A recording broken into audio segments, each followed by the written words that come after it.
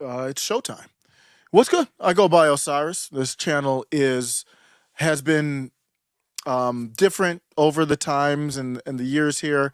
I messed up my Rumble stream, so let me stall while I get my Rumble going. But the channel started out as stuck in the middle, and I still am stuck in the middle. What's happened is the Overton window keeps shifting, and where I was before, none of my philosophies have really changed for the most part. What we're seeing now is a shift towards madness. I don't even want to call it leftism. I don't know what it is where we are right now, but thank you for joining.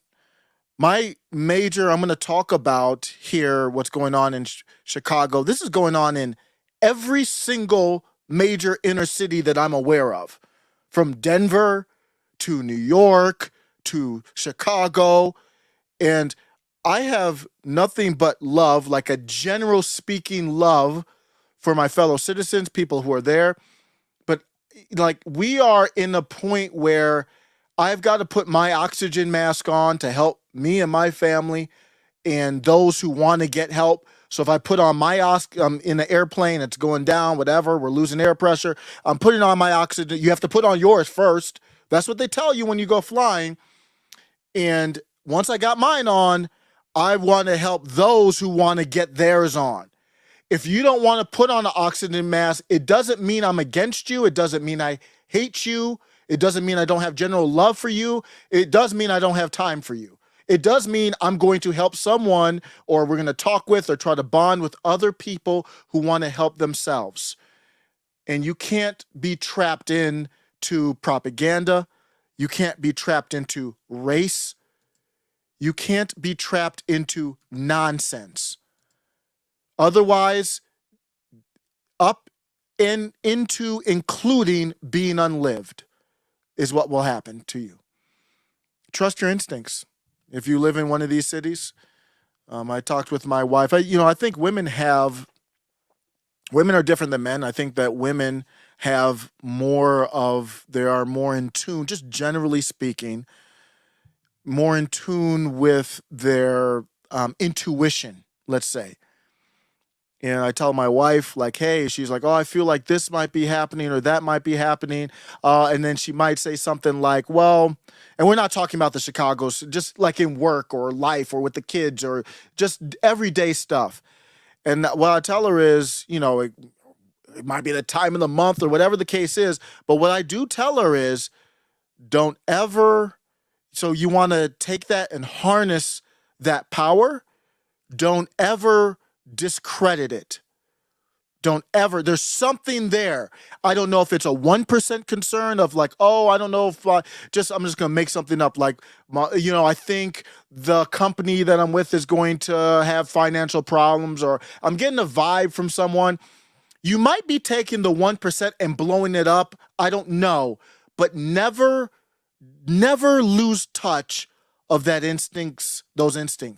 It would be like an X-Man having power and not harnessing it instead. And that was one of the beauty of the cartoon series X-Men. I'm going to get into Chicago here in a second. I'm stalling to get my Rumble feed going. But one of the beauties of the X-Men is that when you look at and you read the comic books, when they were young, they were struggling with their powers and wanted to hide them. And it happened in Frozen 1 and 2, outstanding movies. I mean, two is just, I couldn't believe it's a kid's movie. 2 was very deep. Frozen 1 and 2, the songs, music, everything. And she's trying to harness her powers and she kind of uses it and it goes bad and you hide from it. No, trust your instincts. You have to decide, am I blowing something up too much, or is this important or not? What are some of the most basic instincts of humans? I don't want to bury the lead, so let me just show a little bit of this here for anybody who stops by the live. I am going to put it just for members. Thank you. If you're going to give a bruh $1 a month, the YouTube takes 25 cents or whatever of it. I appreciate you. I'm going to put this behind a paywall, but I'll cut up as many as I can to do just normally. Just $1 a month as a member. I mean, most of these videos copyright don't get monetized anyway. So especially the lives. But this footage is old, but the story is not old. This is an old footage of a Walmart that was looted and a woman taking a video of it. And now we fast forward to the current news, Walmart closing stores in Chicago. Why would I show you a video? I'm going to show you a newer video too. Don't worry about that. But why would I start with an older video? Well, because when Walmart is closing their stores, it doesn't happen in a vacuum. There's a reason for it. Every grocery store looks like this. Everything is either on the floor. Look at this. Can't even get no fucking food for my kids, G. Look at this. Came in the store to try to buy something because I'm not a thief. Look at this. In my hood, can't even get no food for my kids. Babies need milk. Can't even get nothing for my kids, bro. I feel like an animal, and black people made me feel like an animal. Y'all did this to us. Look at this. Look at this. Look at the store. Look at this. But this is what we're fighting for. This is honoring George Floyd. People who already couldn't feed their kids, now they really can't feed their kids. Look at this. I am so devastated right now. I am so devastated right now, G. This is not okay. For us to have to live like this, we do stupid shit like this all the time, and we so black proud. We so black and proud that we ain't gonna never be honest and be real about what's really going on. Y'all are so wrong for this. You came in your neighborhood and fucked up your shit. I'm not a thief. I'm not coming in this store and stealing nothing. And ain't nobody gonna turn me into no animal or make me feel like a thief. Y'all let them white folks send y'all off once again. Look at all this shit on the floor. Look at all this on the floor. Everything. Everything's on the floor. Tissue. We couldn't even find tissue less than 2 months ago, and now it's on the floor. Look at it. Meanwhile, we got plenty of fruits and vegetables. We're going to have fun on the live too. It's not going to be all crazy and serious, but this is serious. This is serious stuff. I've got some fun topics too later on that hopefully I'll splice up. If you can't stay, hang out, I'll be here for a minute. What's up, Mike Baz Bad Knees? Friend of the show, of course, says get you some land, get some chickens, maybe some goats. I'm not at that point yet, but I mean, I'm at the point where I'm definitely not living in any one of those hellholes. I'm not visiting any one of these major city hellholes. I'm staying away, and I'm going to be openly and honestly saying there's no reason for you to be there. I know that it's easy for people to say, if you don't have the money to leave. I'm in a blue state, so I'm not going to be here permanently. That's for damn sure. There aren't any real red states. That's why everybody's going to Florida. That's why land in Florida is expensive in part. You're fleeing New York by the thousands. Thousands and thousands and thousands and thousands of people fleeing these places, as they should, but there's still people left. But, the common retort will be, like when Tim Pool says it a lot, he'll say, hey, you got to get out these cities. People will, in the chat, will be in the Discord, will be like, hey, it's easy for Tim to say he's well off. What does it have to do with his message? Yeah, it might be easier for him to say because he's well off. Okay, tell me where the lie was, though. What does it matter that he's well off? Tell me where the lie is. I don't care if a Triple K member said it. 2 + 2 is 4. Why are we getting caught up in this stuff? I don't care if it's a homeless person. I don't care if it's a rich person. I don't care if it's the Triple K. I don't care if it's Ibram X. Kendi or whoever it is. If they say get out these cities because they're hellholes, I'll be like 2 + 2 is 4. Amen. I agree. And if you looked at it like a natural disaster, if there's a flood in Florida or a tornado or whatever, let's say it's a flood that actually wipes out the area and it's unlivable. It doesn't matter what your funds or resources are. You have no choice. You can't live in water. You can't live there anymore. And that's what it should be looked at as. If you're using the excuse of finances, which I'm not saying it's easy, I'm not saying I don't understand that. It's if you're using that as an excuse, then you don't know how dire the straits are. That's how dire they are. And it's funny how the weather gets good and you get all these youngins out here running around causing problems. Why is that happening? Why are we letting that happen? Why is this okay? There was the jury came back in Akron, decided not to press charges or go forward with the case. That's been all over the news. I've got the headline for that to go into later, but this stuff hasn't been all over the news. Why is that? Because it doesn't fit the Democratic talking points. So who's ruling that? It's the Democratic Party. Don't turn your face away from this stuff. I'm going to show as much video as I can because video is Every grocery store looks like this. Video is more powerful than anything that I could say. And this show, let me just make sure that it's clear.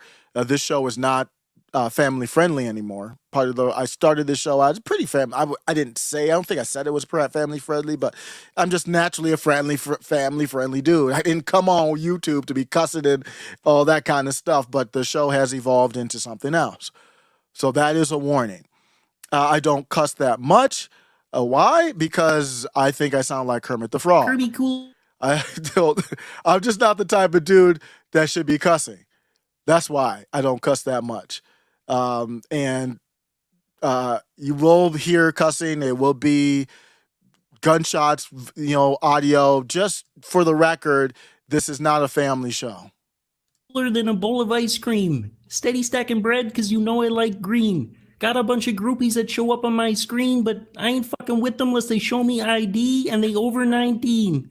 Yeah, there ain't no one like me. No one comes close to my flow and my schemes. You should keep your distance if you know what I mean, because I spit so sick they call me COVID-19. Either. So let's go into some more of the footage. Now that we've established I sound like Kermit the Frog. There's a lot happening, and Chicago is the epicenter right now. I'm going to be pausing some of this video. The most disturbing that I saw was this one here, and I'm going to, because YouTube is very sensitive about these things. I think it's more from the standpoint of violence than ideology or anything like that, which is completely understandable.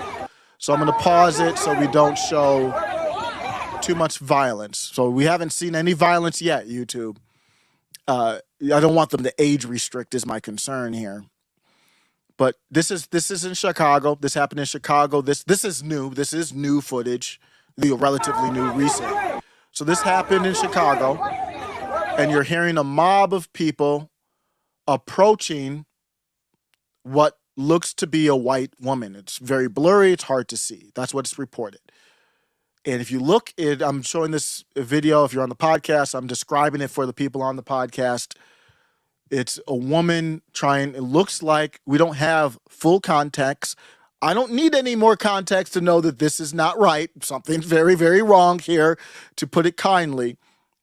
A woman by herself. I don't even see anybody around her unless that person already got their ass beat, which is entirely possible. She's trying to get into a door, it looks like. And she's surrounded by a bunch of baby's kids. A lot of them look like males. I mean, this is some of the most disturbing footage I've seen in quite a while. Young, high school looking males. And they all look like they have complexions similar to mine, by the way. And there's a white woman looking like she's trying to get into a door. And next thing you know, you can't see her anymore. Why can't you see her anymore? These Negroes are fighting each other to get licks in on her. What is going on? What is going on right now? and the race of the people, it doesn't matter. So we don't even, I'm not afraid to have that discussion. If you want to have that discussion, we can have that discussion. I'm not afraid of that. But we don't, I like to go as far, I have the helicopter up and I go as far as I need to. There's a bunch of young people out here, and if you look at it, they get in and I don't know what they're doing. They look like they're stomping a white woman. Don't even need to worry about the race. It looks like they're stomping a defenseless woman. What is going on? And you people are the ones that's not a two-way situation. You got a mob of people. There ain't no two-way. There ain't no Rambo. I'm learning, but I don't know enough about weapons. There's no weapon that I'm familiar with that you could have to get you out of that situation, but it's still worth mentioning. And they're still saying you don't have the right to defend yourself with arms in that city. What is happening? What is that? I'm going to talk about Brandon Johnson, mayor, taking over here in a second, and I think he raises some good points, but I just don't understand why he can't comment on stuff like that. Like, what is that? Before we get into, we need more places for these kids to get together and peaceful and be monitored by adults. Yeah, no shit. I can see we need more places for these young people to exert their energy in a positive manner. No shit, Sherlock. Before we do that, what is that? Explain that to me first. You have no credibility to talk about community centers if you can't tell me what that is. On a bipartisan, biracial, transracial, what is that? That's what we're seeing out of Chicago. It clearly things are escalating. Clearly the summer of love was a cultural change. It wasn't the summer of love in a vacuum, and it didn't change the country fundamentally. And not just that, of course, the pandemic, transferring wealth, and how many of those young men have a legitimate father figure in their life? If they do, then that father figure has failed in immense proportions. If either of my children, and it's perfectly possible, who knows what's going to happen, got involved in some stuff like that, that would have been, at that point, a failure as a father. And that's something that you would have to look in the mirror at. So I'm not trying to hold them to a standard I wouldn't hold to myself. Complete lawlessness, glitter fart states. I've never seen anything like that. I've never seen anything like this before. These are the videos that Scott Adams, now that does get into race a little bit, these are the type of videos that Scott Adams was looking at, and he's like, see, I think the problem that people are having is we see the videos. Nobody's acknowledging it. Who's acknowledging the videos? Outside of the people labeled as, outside of the norm, nobody's acknowledging this. We just go about, it's almost like President Brandon and taking showers with his daughter. It's like, we know it's there. We all know it's there. We all know that he's a pedo, allegedly, and nobody talks about it. So so the elephant in the room just becomes so monstrous, you have to leave the room. I'm not done. We have to look at these things. I am not done. We have to look at this to find a way forward. And I don't want to show these to get anybody scared. If you get scared, then that's fine. I'm showing it to say, trust your instincts. Does that look like a smart place to live? Who's in charge of those places? Who's not talking about this? Maybe I'm wrong. Maybe it's isolated. Maybe that's actually an old video. I don't know, but I'm not the one. All these outlets are reporting it, so I'm not just picking that one. I don't know. I'm always leaving room to be wrong. So why don't I see that on MSNBC as the headliner? Why don't I see that? Like, what's happening to these cities? that loses credibility, loses trust, and we have to look at this from the standpoint of my instincts tell me I need food, I need water, I need shelter. Those are the most basic needs of human life, and I need protection, I need defense, I need to be safe. That's none of those. Let me go through and take a look. Broken Traditions in the building. Thank you for stopping by. Broken Tradition says, this is adjacent to the videos we've seen from Jim Crow. Wow. I never even put those two together. I have to conceptualize that. If you want more insight to stuff like that, I think one of the most promising rising YouTube channels out there, that Broken Traditions, and Black Pegasus, I said that channel is a 1 million follow channel at some point, and you see him celebrating, him and Don, shout out to Black Pegasus, celebrating 75,000. I say that to say I know when I see good YouTube channels, click on his name, Broken Traditions, very insightful stuff. I have to think about that one. I have to think about how do I position that. But I will say, Broken Traditions, I'm fully for Jim Crow. I am absolutely for it. I am pro-discrimination. You know why people innately discriminate? There will be grifters or people who are inauthentic just to make money or whatever, to have power.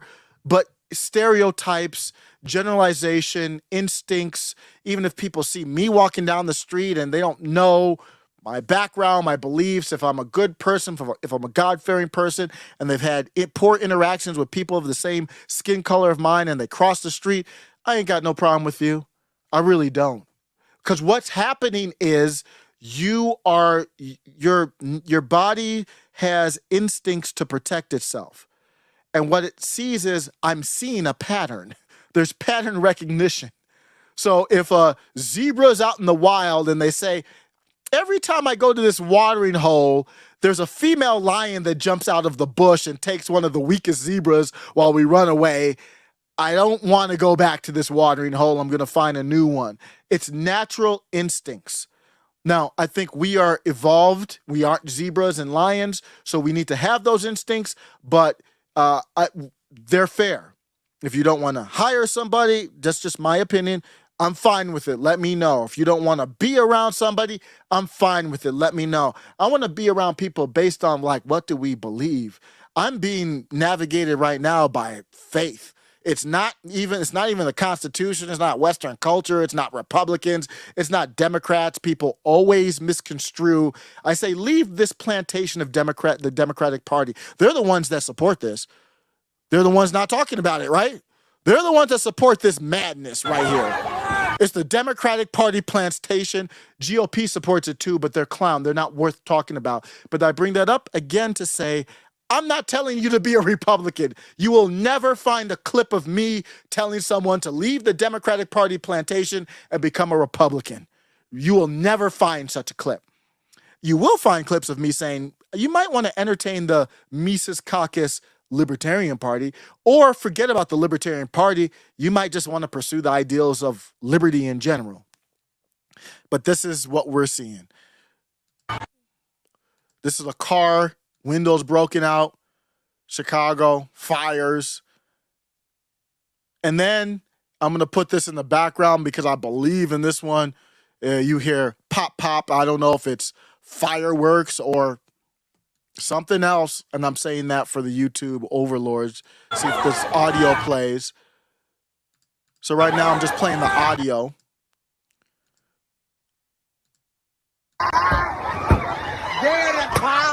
I'm playing the audio because of the violence. So they're kicking that's a Tesla, actually. That's very dangerous. Let me show this picture again. That looks like a Tesla. That is a Tesla, I believe. I believe that's a Model S, if I'm not mistaken, or 3. That is a Tesla. I am pretty sure. Wow. So I can't tell. That looks like a Model 3. Yeah, that is a Tesla. And that one there, because the reason I'm looking at that too is because if a Tesla catches on fire, it's not like a normal car. That fire burns hard. The batteries are all on the bottom in a skateboard pattern. If you light that car up on fire, pop, pop, pop, pop, pop. it takes thousands of gallons of water for a firefighter to potentially put out the fire of the Tesla. They don't combust. They're safe cars. I'm not saying they're not safe, but that is a unique concern. I just noticed that was a Tesla. So I wonder if class plays a role. Here's some more videos coming out of Chicago. This one you're going to hear in the background. As I put it in the background, you're going to hear it like you're on a, what? I'm doing the wrong. You're going to hear in the background as if you're in the podcast. So there's people in the streets. All of a sudden you hear fireworks. Oh, Yeah, either that or gunshots. oh, Yeah. You know, I think Broker Traditions posted on his community tab, he said something to the effect of, I don't know if that's gang related or not, but something to the effect of, I think you said, you never, it's like a meme that said, I never seen gang members shoot at the Triple K. Kind of odd. I never seen gang members shoot at the, I'm not condoning that. I don't need any violence or anything, but other than defense, but it's weird. It's always pap, pap, pap. And who's getting papped? The same color. And who cares? Nobody. No energy for any type of rallying or anything like that. More footage that we're seeing. Just a little. This is mostly peaceful, everyone. The summer. This isn't the summer of love. This is like an EP. The summer of love even hasn't come yet. That's next summer.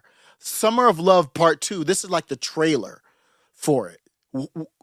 Can you imagine what the Summer of Love next year is going to be when we're seeing this in a non-election year? This isn't even driven by the Democratic Party, like directly with, a Black Lives Matter movement or a Drag Floyd event or whatever is going to happen.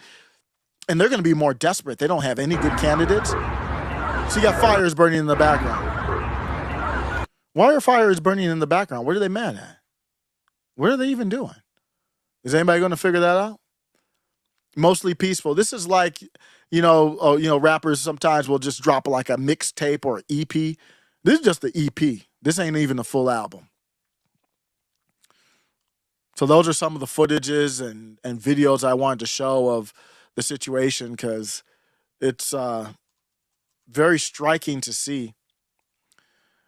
Let's look at some of the responses. DC Drano had some, wait till you see this. DC Drano, who I think is very credible. DC Drano was like, I'm hearing some disturbing things. DC Drano said, some people funneled some information to me. Let me show it on my screen here. This is stuff where Elon Musk did an interview with Tucker Carlson. I'm probably not going to cover that because I haven't been able to unpack it. But I bring that up to say, Elon was like, I get my news from Twitter. I don't know where you get your news from. DC Drano, who's just an influencer on Twitter. I don't know what else to know him from, but someone sent me a screenshot of plans for the next Chicago Night of Mayhem being organized by violent teens. I'm not going to share because Twitter might mistakenly censor me for posting about it. And he mentions that because I have the receipts for it. I can't share them, otherwise I'm promoting it.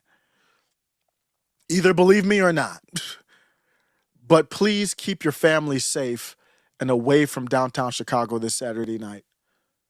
Listen to your instincts. Follow your instincts.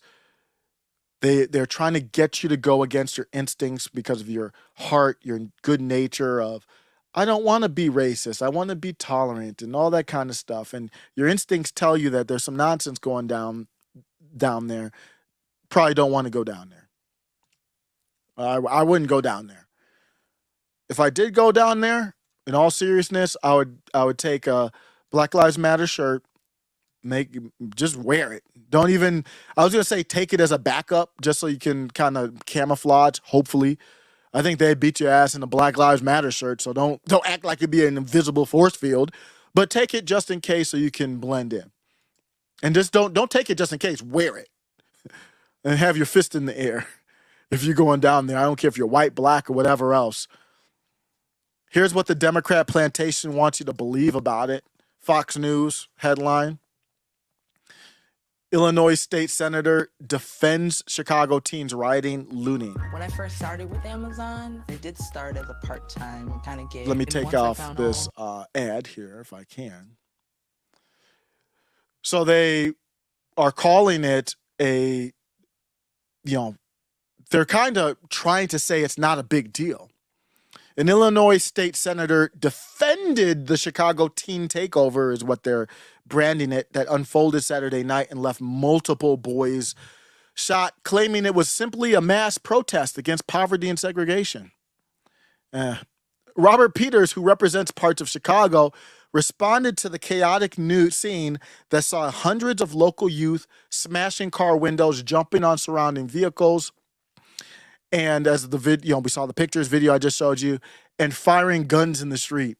Rather than condemn the chaos, I don't even know if I don't need you to condemn anything. I mean, we can see it needs to be condemned. I need you to explain. Condemn the chaos that left tourists. Imagine being a tourist. Can you imagine being a tourist in Chicago at the night? Like, I don't know where those were, but imagine like you're trying to go to the Ferris wheel or whatever where they have the park. And you're like, damn, Chicago's kind of lit as you see more and more kids come in, and it's like, damn, it's a little unruly. And then as more and more comes, you see them popping off and all kinds of stuff, and you try to exit that scene. Since I'm a glutton for punishment, and I'm sure I'm going to get the most unhinged crime weirdo replies, but I would look at the behavior of young people as a political act and statement. Peters wrote in a Twitter post Sunday, "It's a mass protest against poverty and segregation. Rest in peace to my mentions." So he knew, Robert Peters knew, this probably wasn't going to go over very well. This is a real tweet. State representative, I believe. This is a real politician. He's like, knowing I'm going to get ratioed. I'm going to get politically destroyed by people who don't want this, but I'm still going to say it. As we saw, hundreds of police officers were called to the scene, arresting 9 adults. That's it? Is that the grand total? We saw hundreds of people out there, arresting 9 adults and 6 juveniles. Man, 6 young people. They're not at home watching Netflix or playing chess, or I don't know, back in the day, what would we, I mean, like when I was a teen in high school, what we do? Driving around the suburbs looking for house parties, trying to stay away from fights, trying to stay away from sausage fests. That was the big thing. We driving around at night, it was like, okay, whose turn is it to be the designated driver? You can't drink, and everybody else is wasted. And find us the house party. Where's the spot at? Where it's not like 80% sausages. I'm not here for a sausage fest. Give me a 50-50 ratio so I have a little bit of a chance. Because even if it's not a sausage fest, the women at the party, a lot of them are already taken. So if you have a 50-50 like ratio, that means it's about 25% available. Can you imagine? Back then, at least we were all on peace with the hearts. It was barely broke out. I never got into anything. The most beef I got into back in the day, and I find peace. I think if you want beef, you'll find beef. If you want peace, you'll find peace. The most peace back in the day, I'm talking about like 11th grade, 12th grade in high school, most peace beef back then. I remember we were leaving a bowling alley. I don't know what happened. I think somebody with the crew I was with said something stupid, and there was some people back in the day, walking in or out, and they were like, "What did you say?" Stuff, this little stuff, and didn't even square up or anything like that. Had a little bit of words, but never even really faced off, walked away. Thank God for that. I hope my sons can learn how to avoid violent situations. That is a skill. It's luck too, but there's a skill. Cyan, friend of show, says, "Good morning. Good morning. Info note, YouTube at the moment isn't notifying you are live for 25 minutes afterward. Same thing happened to Timcast last night. If it weren't for your tweet, I'd missed you today." Well, Cyan, thank you for the notification. I appreciate you. A great friend of the show. Found out about me through Timcast. So very thankful for that. And thank you for the information. YouTube, we are in unconstitutional times. I think all of this is unconstitutional. This is all setting the stage for private companies to do the same type of thing with a social credit score. Whatever that means is, your channel can be monetized, somebody else's can't. So what kind of other discrepancies can private companies do based on their social credit score. What can they do? Can they say you can buy something or not? So I'm for Jim Crow, but I'm not for centralized control. I'm for decentralized Jim Crow. I'm for small business, small, medium market, size businesses, not behemoths running everything. So I'm still grateful to be on YouTube. They can nuke the channel at any moment, but that's the type of stuff you fight through. So that's, I think that's the way forward, is to navigate the world. And again, thank you, Cyan, as always, for the super chat. It keeps me going. Hopefully I can improve the channel. I want to get, one of the new things, I'll digress for a second, again, if you're going to donate $1 a month or any type of super chat to the channel, I think I want to tell you what, I learned from people like Eric July, who did this is his character right here. If you don't know, go to Rippaverse. I believe it's just rippaverse.com, Rippaverse. And that's his comic book character he created, doing something about it, not just bitching about it online, creating culture. But what I learned from him is he didn't even do a crowdfunding for his ISOM prod. I don't even know where my kids put this is the one we have unopened ISOM, and I put it up there. I don't know where we did the one. They put the other one somewhere where they were reading it, but the transparency. So I think the next thing I'm looking at is I'm going to keep the same background, but I want to do a different overlay to go with the spice theme and all that. So maybe, and I'll have to, maybe I'll create it myself, because you can do a lot with AI. The thumbnail to this video was created by Midjourney AI. It's an original thumbnail where they steal it from artists over the net, but the thumbnail for the video, you all must have seen it if you're here. The thumbnail, or unless you're on Twitter, the thumbnail for the video was created by a computer. So let me digress for a second, just do a little detox. Maybe we'll come back to that topic, but let's do a detox and we'll do a more lighthearted topic in a minute. But the thumbnail to the video, this is such cool technology. It's the same technology that one dude, I forgot his name, Smith, was using to make fat, black, and queer characters, which is fine. But this here was 100% made by AI. And I put in Midjourney through a Discord. What they do is you sign up for Midjourney, or you can do it for free. And you say, hey, what kind of picture you want? I said I wanted an older black woman surrounded by a trashed grocery store. That's bad. That's all I said. And then I said cartoon effect, 8K. And I put the words on it, but it gave me that picture. So AI is a tool. You can use it for good things, bad things. But my point is, I'm going to use whatever donations come to the channel to reinvest. I mean, it's just very little, not enough to live off or anything, but reinvest into improving and trying to get better.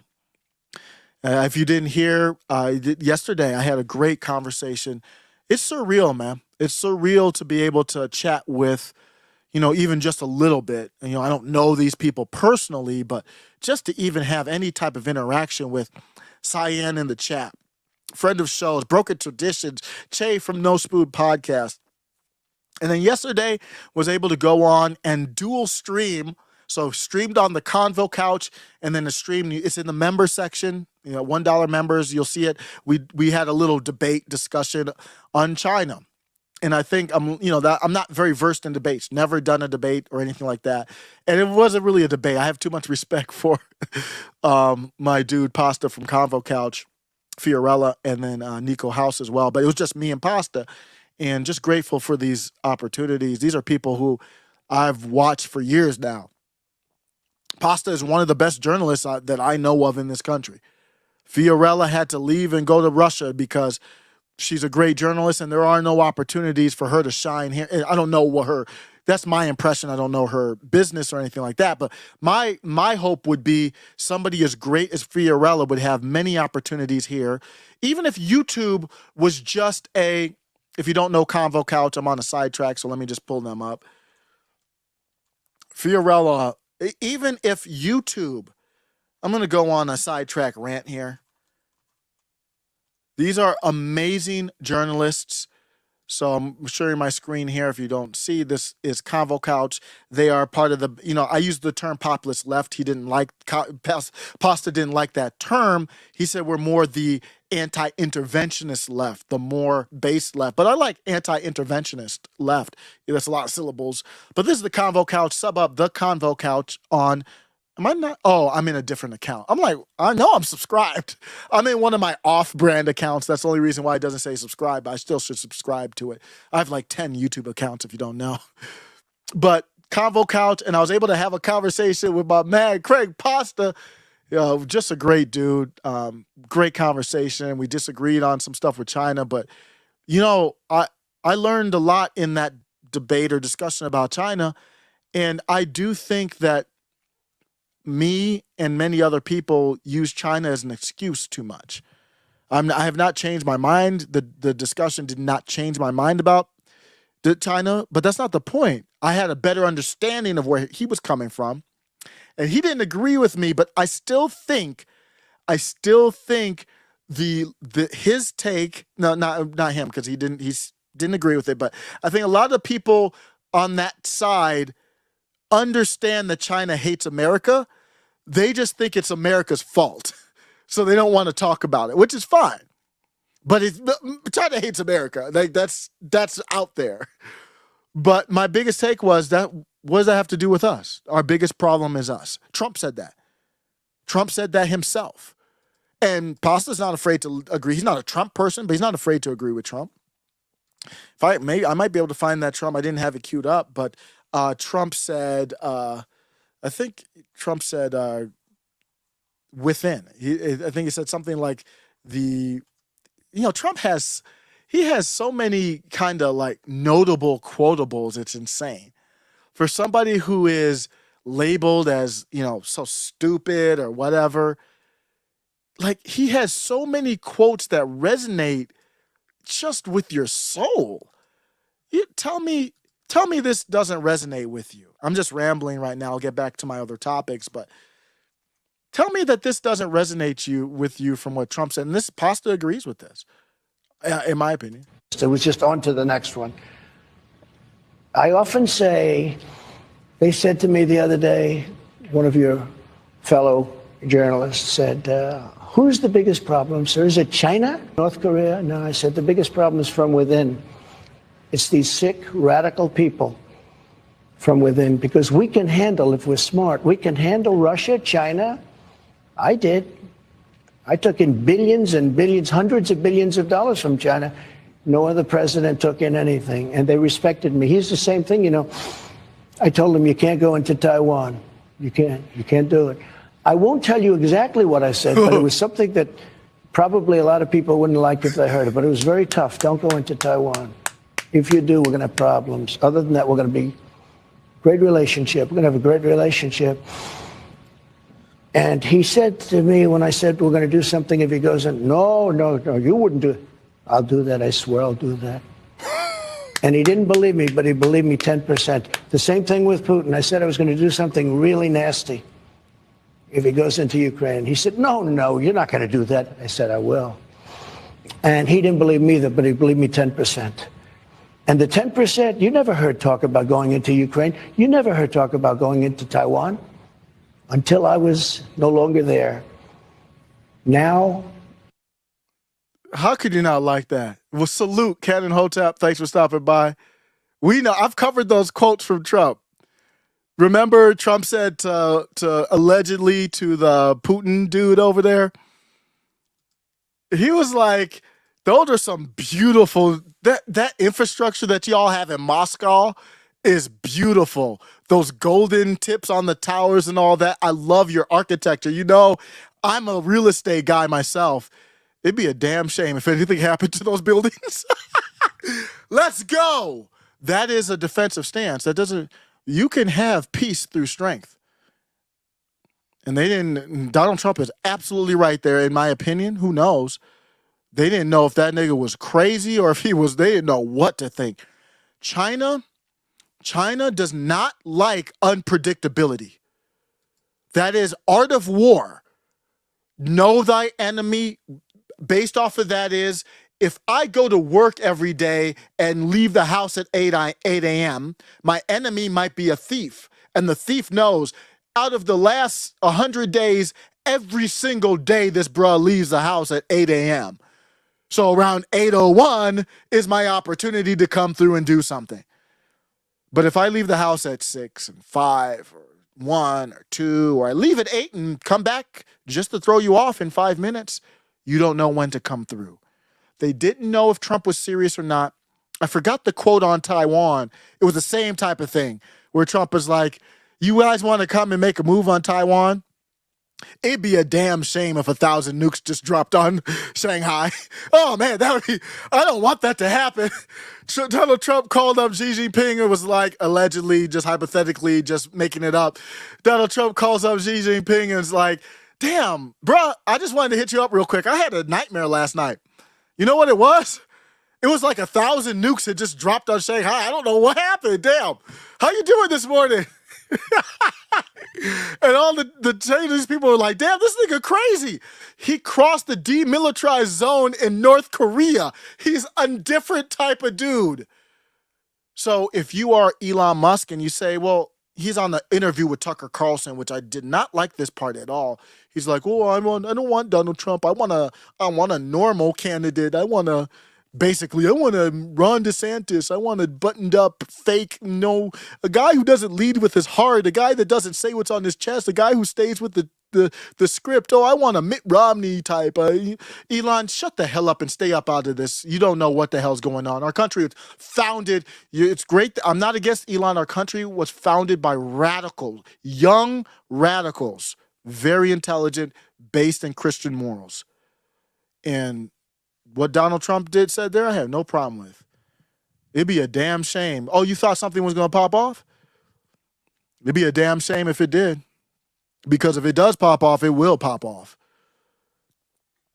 And they didn't invade the sunflower country, did they? We didn't see any of those problems he was supposed to be a Russian agent.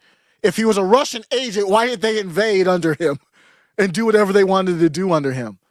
No, they didn't. They didn't want those problems. They're like, Trump is really about that life.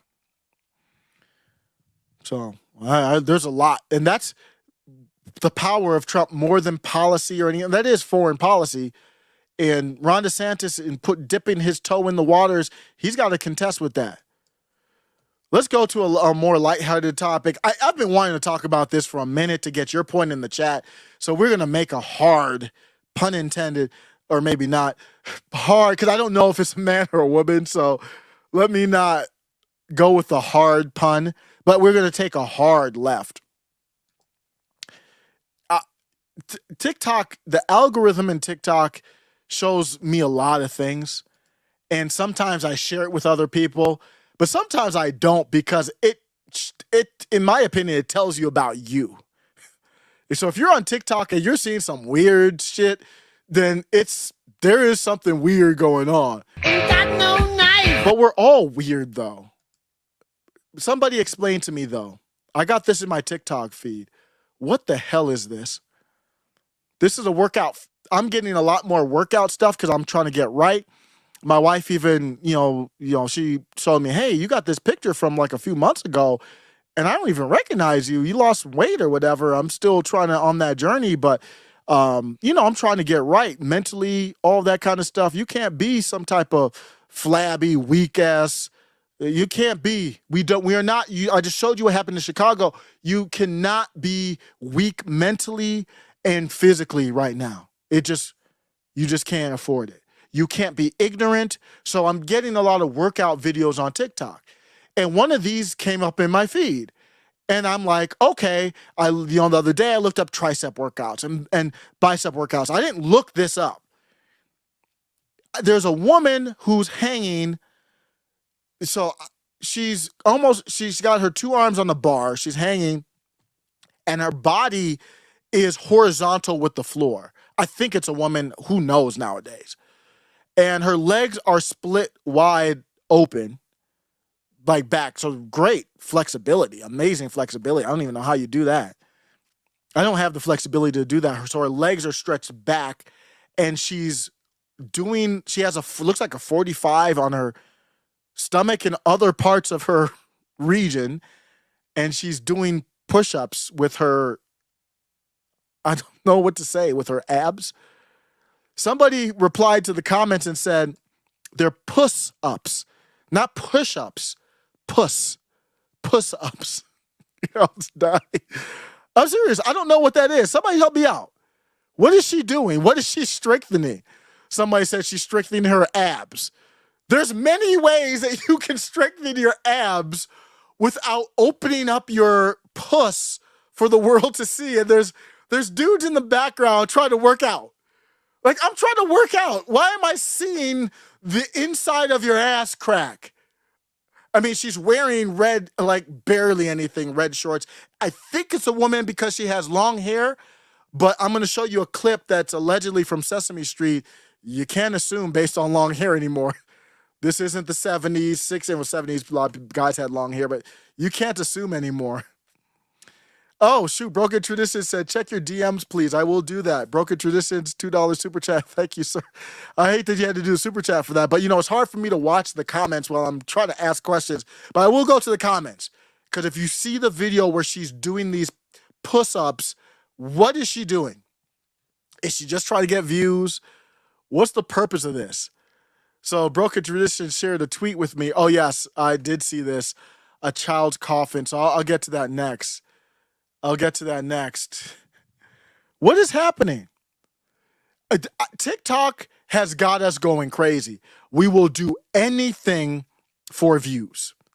And this is an impressive feat of nature and working out to be able to do this. I mean, it might be a gymnast or something. I don't know. Obviously very fit, this man, woman, whatever. I think it's a woman, because when you see the area where you would see a bulge, I don't see a bulge, but I'm not looking that hard.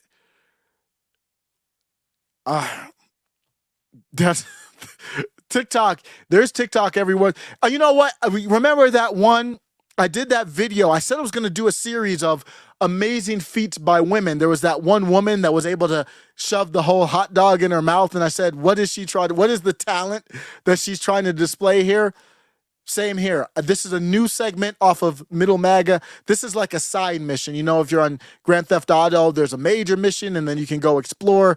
This is the side mission, acknowledging the amazing feat of women. If your woman can't do this, you need to get another woman or get her working on the path to be able to do that. Let me know what you think. This stunt, I'm going to do this because I didn't even have this prepared. I saw it. But Broken Traditions showed this to me here in the DM. Thank you, sir. Going to the Tennessee 3. This is Justin Jones. Rep Justin Jones brought a prop to the house. It's the coffin for a child. I don't know what he's doing, but he's walking into the house. So I've been following this. Just Broken Traditions know this way better, this story, but it looks like they got special election, got reinstated, I guess. So he's trying to bring a prop to the house. This is escalating. Like, you can't do business with props being brought in, protests being brought into the work where you're voting at the state legislative process for, gun laws, trans laws, whatever it is. He is anti 2A. His interpretation of 2A is that the way that it's written in the Second Amendment, if you interpret it like many of us in the chat do, as it defends your right to bear arms, whatever those arms may be, you can't break the law as far as like other laws, but you have a right to bear arms to, it doesn't say in the Second Amendment, but it's to protect yourself, of course, necessary. But he's against it, and he's bringing in a prop of a child coffin. I thought that was a baby coffin. When I saw the video, the person who tweeted it didn't say what it was, and I didn't know what it was. I was like, is that a coffin? Like, what is he doing? And my takeaway from this is that this just is going to escalate. And I'm not afraid for it to escalate. Let's get it escalated. Find another way to boot his ass up out of there. You know what? I'm not being, it's dangerous to say outside of law, whatever, but that's not acceptable. So if you got rules where you can't bring props in, I don't know what the state rules are in Tennessee. You've got to hold them accountable. You can't stop now. You gotta, okay, you're gonna do this, then we do this, whatever that is. I don't know what that is, but we need to embrace our differences here and say you're crossing the line with these props, because obviously there's no Republican doing these props, and I don't want this. This is not This is not substantial. This is not substantive. It's a charade. Now, I have gave props to, remember Marjorie Taylor Greene did that fake prison cell? But that was not on the floor of the House.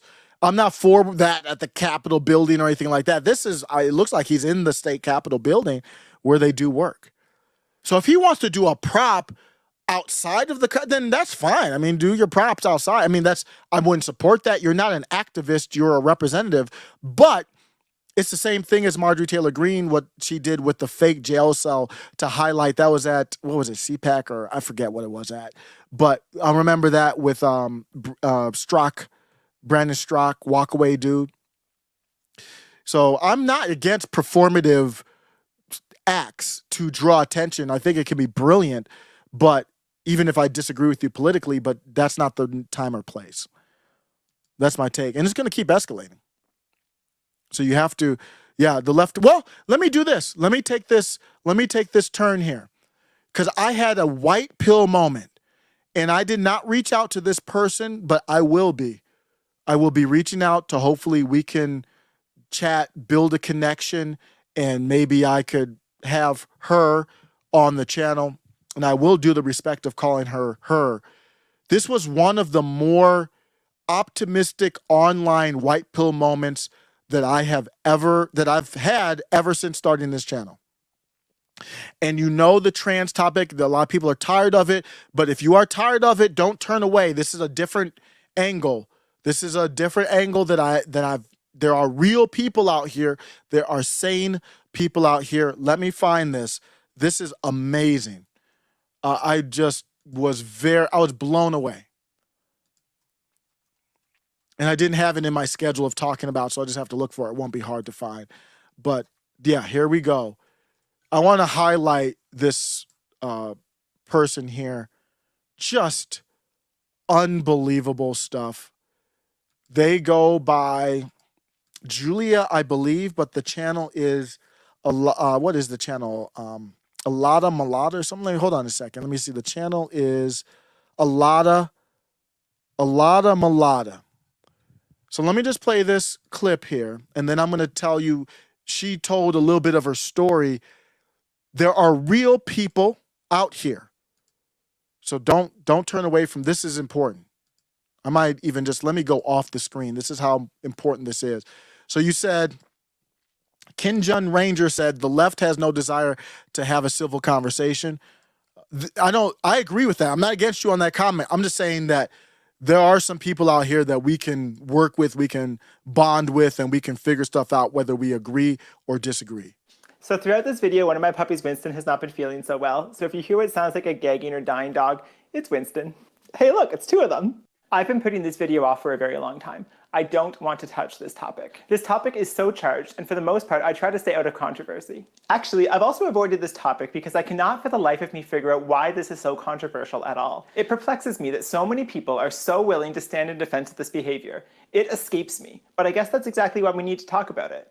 We need to talk about Drag Story Hour. I presume most people know what Drag Story Hour is, but for the sake of any who don't, Drag Story Hour is this ritual that's become common at libraries, bookstores, and other public venues, whereby a performer embodies the most pernicious conceptualization of femininity, including dress, hair, makeup, and behavior.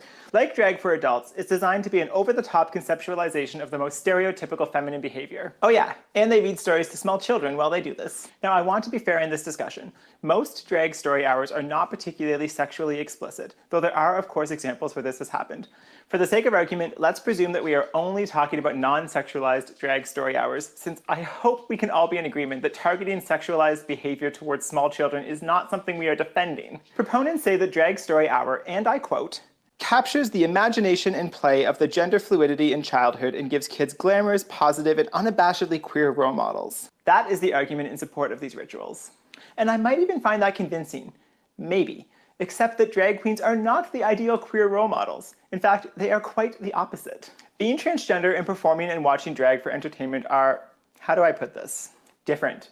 Very, very different. The first is a real-world experience of individuals who transition to live in alignment with the opposite sex from their biology in order to relieve acute discomfort and dysphoria. The latter are individuals who enjoy dressing up as the opposite sex and embodying the most exaggerated and regressive stereotypes of sex for purposes of performance and entertainment. Do you perhaps see why I'm a little bit annoyed right now? When you've navigated through a social, hormonal, and medical transition to alleviate dysphoria, being compared to drag performers is insulting. Actually, that's an understatement. Even being placed in the same category is demoralizing. I'm not saying this to insist that drag is inherently bad, but if your argument is that it helps people understand transgender identities, then you couldn't be further from the truth. And as drag has caught on in recent years, the comparison has become ever more frequent. For a lot of people who are not transgender or who don't have a close relationship with someone who is transgender, drag and transition are being perceived as increasingly similar concepts. You'd be shocked how many well-meaning, trans-loving progressives refer to something they saw on RuPaul's Drag Race when trying to discuss my transgender experience. I've shifted a bit here to talking about drag adults. Not gonna lie, I'm not a fan, and I find the entire drag culture works against productive transgender understandings. But let's bring this back to the children. If you want to argue that children should be exposed to diversity, I can get behind that. Cultural diversity, racial diversity, diverse families, diverse socioeconomic realities, yes, these are all so important to expose children to. Even gender diverse identities are important as well. But being a drag queen is not a gender identity. You do get that, right? It is absurd to use Drag Story Hour to expose children to the reality of transgender individuals. Let's say we want to increase visibility of religious or cultural or racial identities with children. We might do this by perhaps having a Muslim speaker explore their ethnic background. This could be really interesting and enlightening for children, and might help those who don't know much about other cultures to humanize ethnic diversity. But do you know what we wouldn't do? Get a white man to dress up as an Arab, impersonate a Middle Eastern accent, and exaggerate the worst stereotypes of Middle Eastern culture.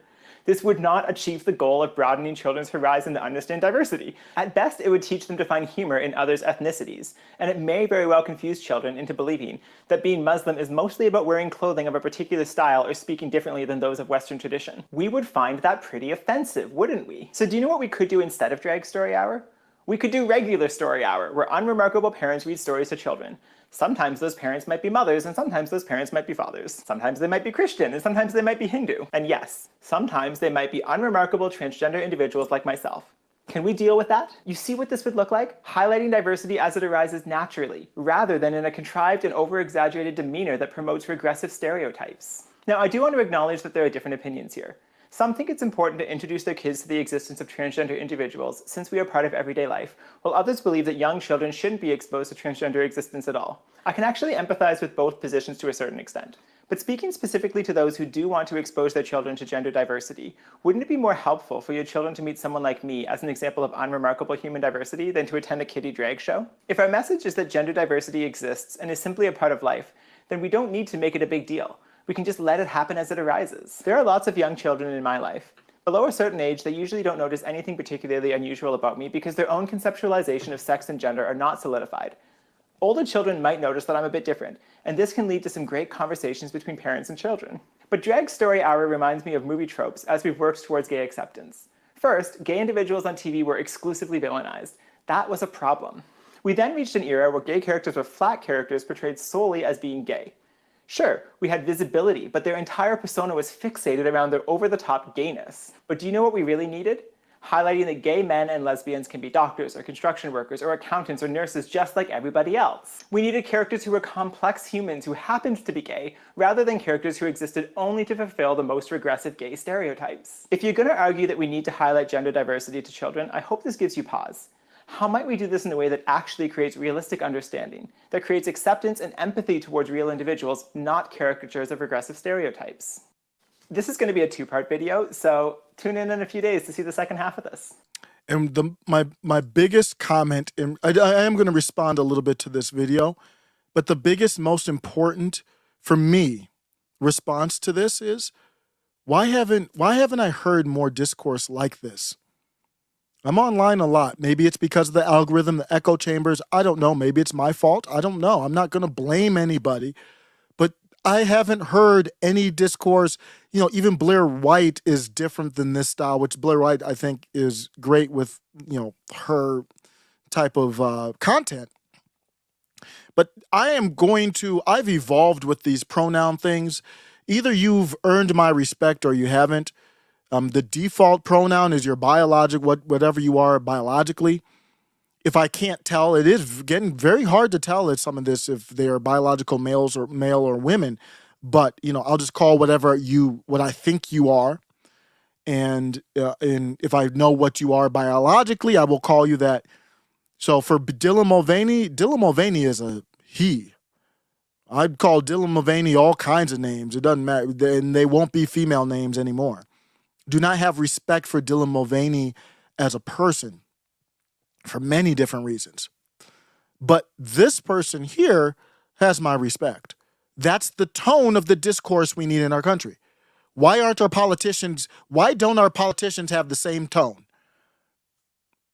Whether we agree or disagree, that's not my first takeaway. My first takeaway is the respectful nature of this conversation, the well-edited, well-thought-out video response.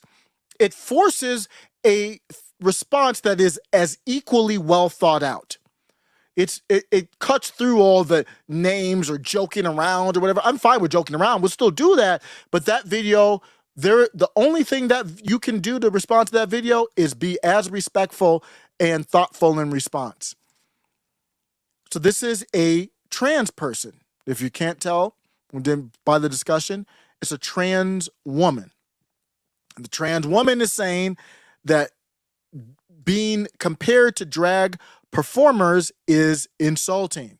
That's what the trans woman is saying. Medical transition to alleviate dysphoria, being compared to drag performers is insulting. Actually, that's an understatement. Even being placed in the same category is demoralizing. I'm not saying this to insist that drag is inherently bad, but if your argument is that it helps people understand transgender identities, then you couldn't be further from the truth. So let's stop there. So now we're talking about the distinct, because we've had comments in this in the channel about drag versus trans. And as drag has caught on in recent... We can't... I know that... So this person's obviously on the left spectrum. But that doesn't matter. This is the type of person I could share... They're in Canada, to my knowledge. But let's just talk about it in general. This is the type of person that I could share a country with. Because I think we'll have to talk about what they think about the Constitution and all that. But just the tone of the conversation. We can't, so this is what I would say to, I think she goes by Julia Mallet.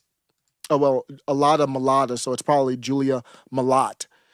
So Julia Malott is saying that I don't want to be lumped in with drag queens. And what I would say to you, Julia, is I'm not going to be, how do we distinguish? That's a leftist thing where you're dividing yourself into identities outside of God, family, country, as your prominent identity. I don't know that. I don't care about your distinction is important, but how do you define it?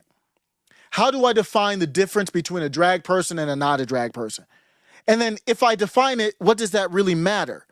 It doesn't matter to me as much. It's more about what are you wearing? How are you presenting yourself? Are you appropriately dressed? Are you acting appropriately in front of children? I can't distinguish between drag or not. I mean, who decides that? If you are presenting yourself like Jeffrey Marsh, I don't want you around my kids. I don't care what you're reading.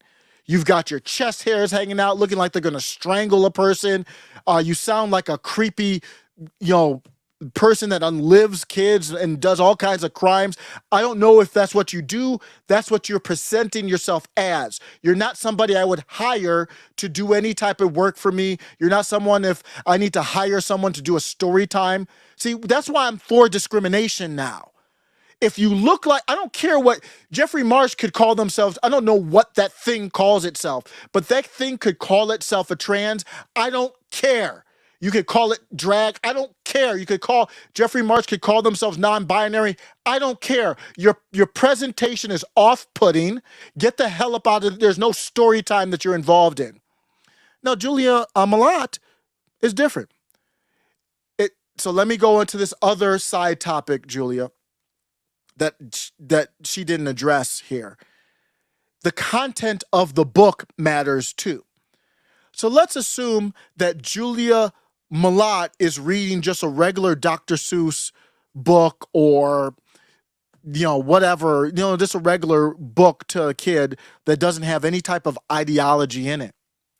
I would have absolutely no problem with my sons going to a story time with Julia Malott, based on what I've seen here, to read whatever book, to read an Isom comic book. If Julia Malott was hypothetically into comic books, to read a Marvel comic book to my kids, I would have absolutely no problem with it. So the content of the book matters too. So if you're going to read a book that promotes critical gender theory, even though you present yourself like that, Julia, that is not something that should be publicly funded. I don't want it in school. It's not even about your presentation at that point. It's the content of the book. So you see, we have a lot going on here. And you can't put something on it. I'm sorry. So if Julia, if you had the same presentation, but you had a goatee, I don't want you're just off-putting. If you're not kept. It's not a societal norm. And who gets to decide that? I get to decide that. That's who. So there's you can't, that's why I said you can't legislate this stuff. The only thing that should be legislated is opinion can't be taught as fact in school with public funds. That's how it should go, but that's obviously not what's going to happen. They allow in public libraries drag queen story hour, but somebody wants to do a Christian story hour. Oh, no, we can't have that. So, but in theory, you should be able to have both. So you have the content of the book, you have the presentation. Who gets to decide that? The parents get to decide that. So I would have no problem here. And that's a good transition to go into. How did I find out about this person? Julia Malott is how I think you probably pronounce it if you're going to do a lot of Malata. I found out because Julia did a reply to somebody who I like on Twitter named Andrea, I believe. Let me see if I can find that. I can find it. It's going to be one of those more recent ones, I believe. And I was like, whoa, it was the first tweet that I saw. I check Twitter all the time, and I thought it was going to be easy to find. I know I put it in my feed. Let's see. Okay, so Audra. Here it is right here. So Audra did a tweet, and you're going to see it here. This is on the Chris, the Mr. Beast stuff. I don't want to get in Chris Tyson, Mr. Beast stuff, but this is what I found out about, how I found out about Julia here. This is refreshing to me. This is like a bucket of cold water when you're in the hot 100-degree summer heat. It's like, okay, it's shocking, but it's in a good way. Okay. This video is going to get personal. This is not a topic that I had intended to cover in the near term, but something happened that I believe is well worth addressing. Today, we are going to talk about Mr. Beast. Or more accurately, we are going to talk about the gender transition of Chris Tyson, the Mr. Beast's sidekick. Now, you're forgiven if you have no idea who Mr. Beast is. I certainly wouldn't either if it wasn't for my partner's 7-year-old sister, who is obsessed with his YouTube antics. Basically, there's this YouTuber named Mr. Beast. Actually, his name is Jimmy Donaldson, but Mr. Beast is his affirmed name. I honestly haven't seen much of his videos, but from what I've seen, he's a genuine and kind human. Many of his videos hold philanthropic themes, and he's most known for giving away tons of money as part of bombastic YouTube stunts. He uncoincidentally happens to be the most subscribed to YouTuber. Anyway, Mr. Beast has this childhood friend, Chris Tyson, who frequently appears in his videos. In the summer of 2022, Tyson and his wife Katie separated, and now Chris announced that they have started hormone reassignment therapy. So that's what we know, and that is all that we know. But of course, this week people have been flipping out over what this means for Chris, whether or not this is the reason why him and his wife... Well, I'll stop. I will have to interrupt. We do know more about some tweets that have been made by Chris that are very disturbing. I guess I'll cover that after this. Separated, and of course, whether or not this will have a negative effect on Mr. Beast's platform, which Mr. Beast says he's not even concerned about. Now, normally I would care very little about this sort of thing, except that some of the discourse has got me thinking. Mr. Beast isn't concerned about it because whatever the Democratic Party motive is, he will go along with it. So he is fully on board with the critical theory, and he can't even have a neutral position. So why would he be afraid of it? What does Mr. Beast have to be afraid of? He's going to, whatever the narrative is, Mr. Beast will agree with it. He's not going against the grain.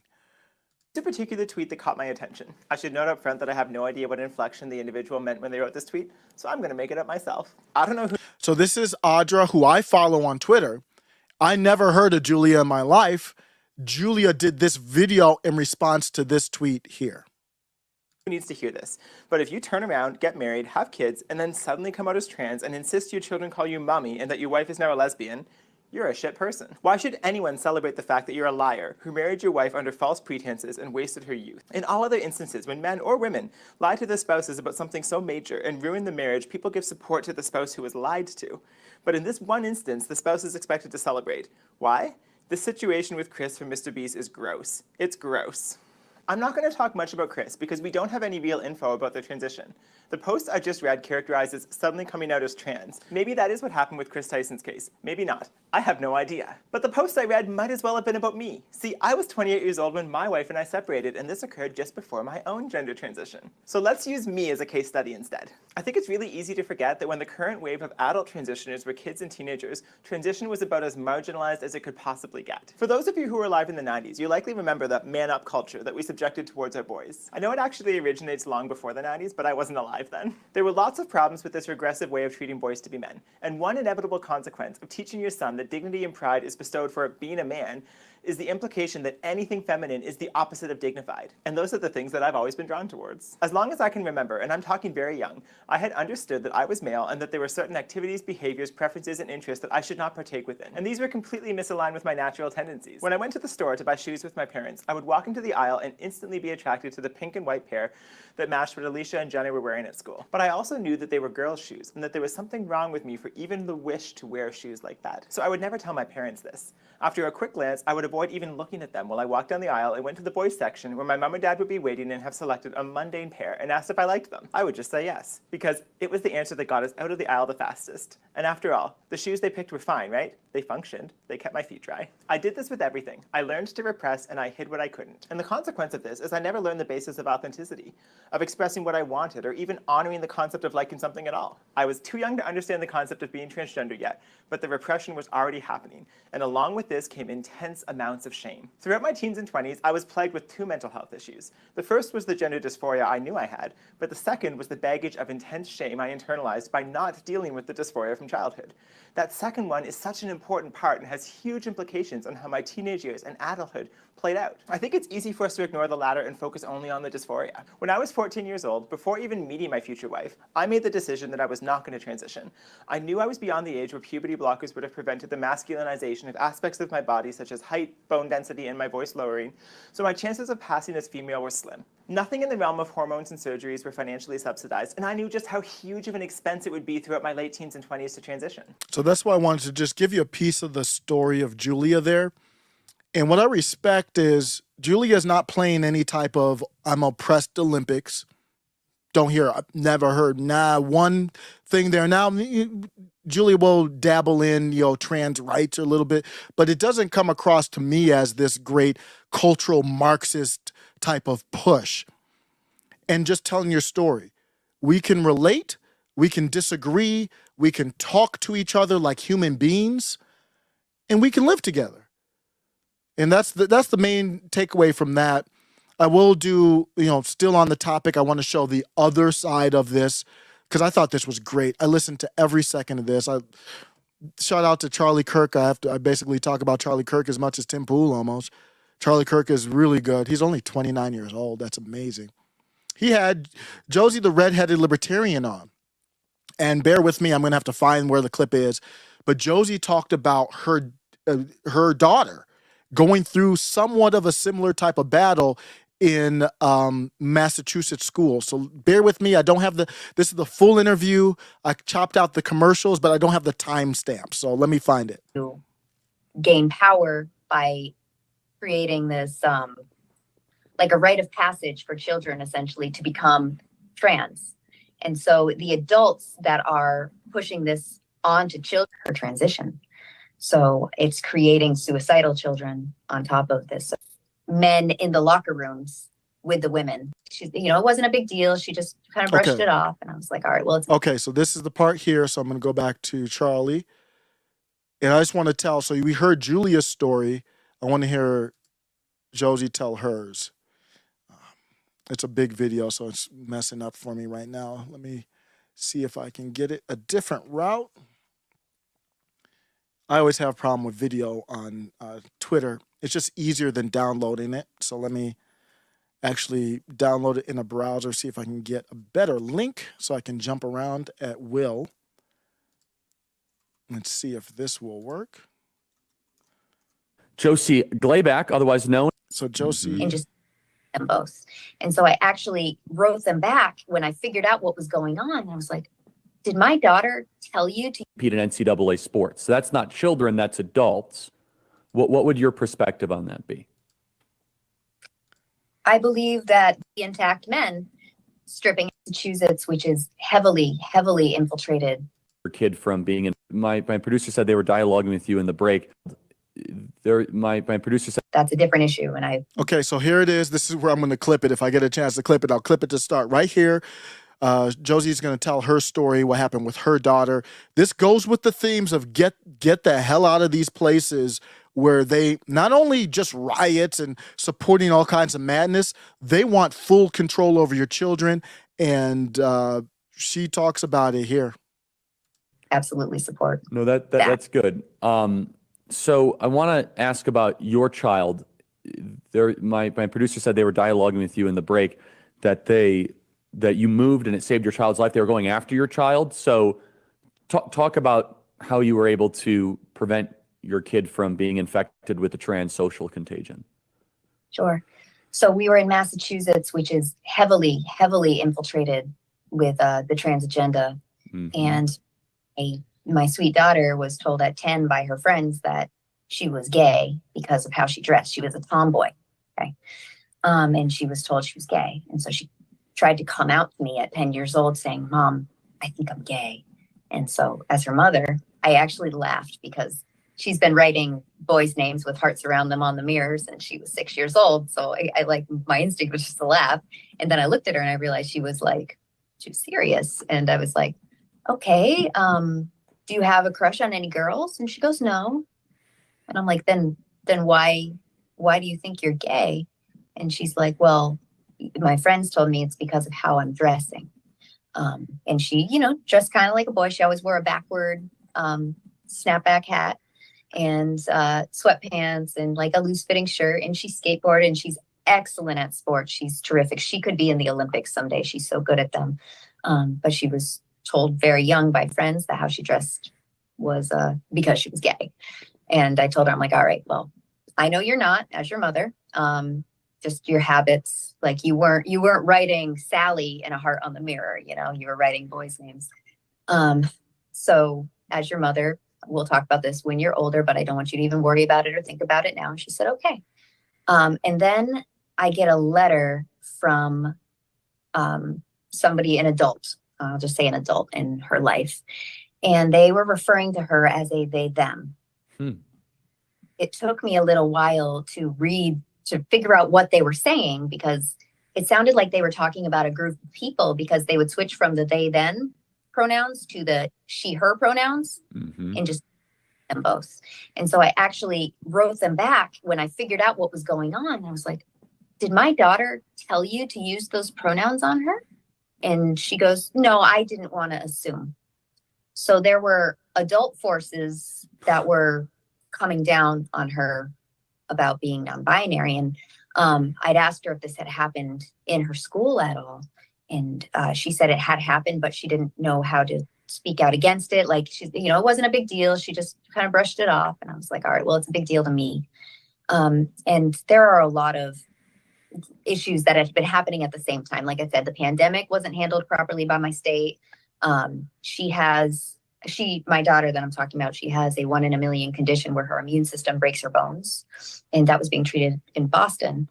And there were issues going on there where they were trying to force the vaccine on her. And this disease she has is an mRNA disease. So they were trying to force this vaccine on her at the same time. So it was like coming from us at all different angles. And it just got to the point where we were just like, we got to save our kids. This is not going to stop. It's going to start going for my younger children too. Yes. It's starting list. And so, I was looking at houses in January and we were moved by March. of last year. And you just moved to get out of- Florida. Moved to Florida, yes. She got the hell up out of there and moved to Florida. I just went live. I'm going to try a new thing where I got a bunch of channels. I just went live on the Tim Pool after show.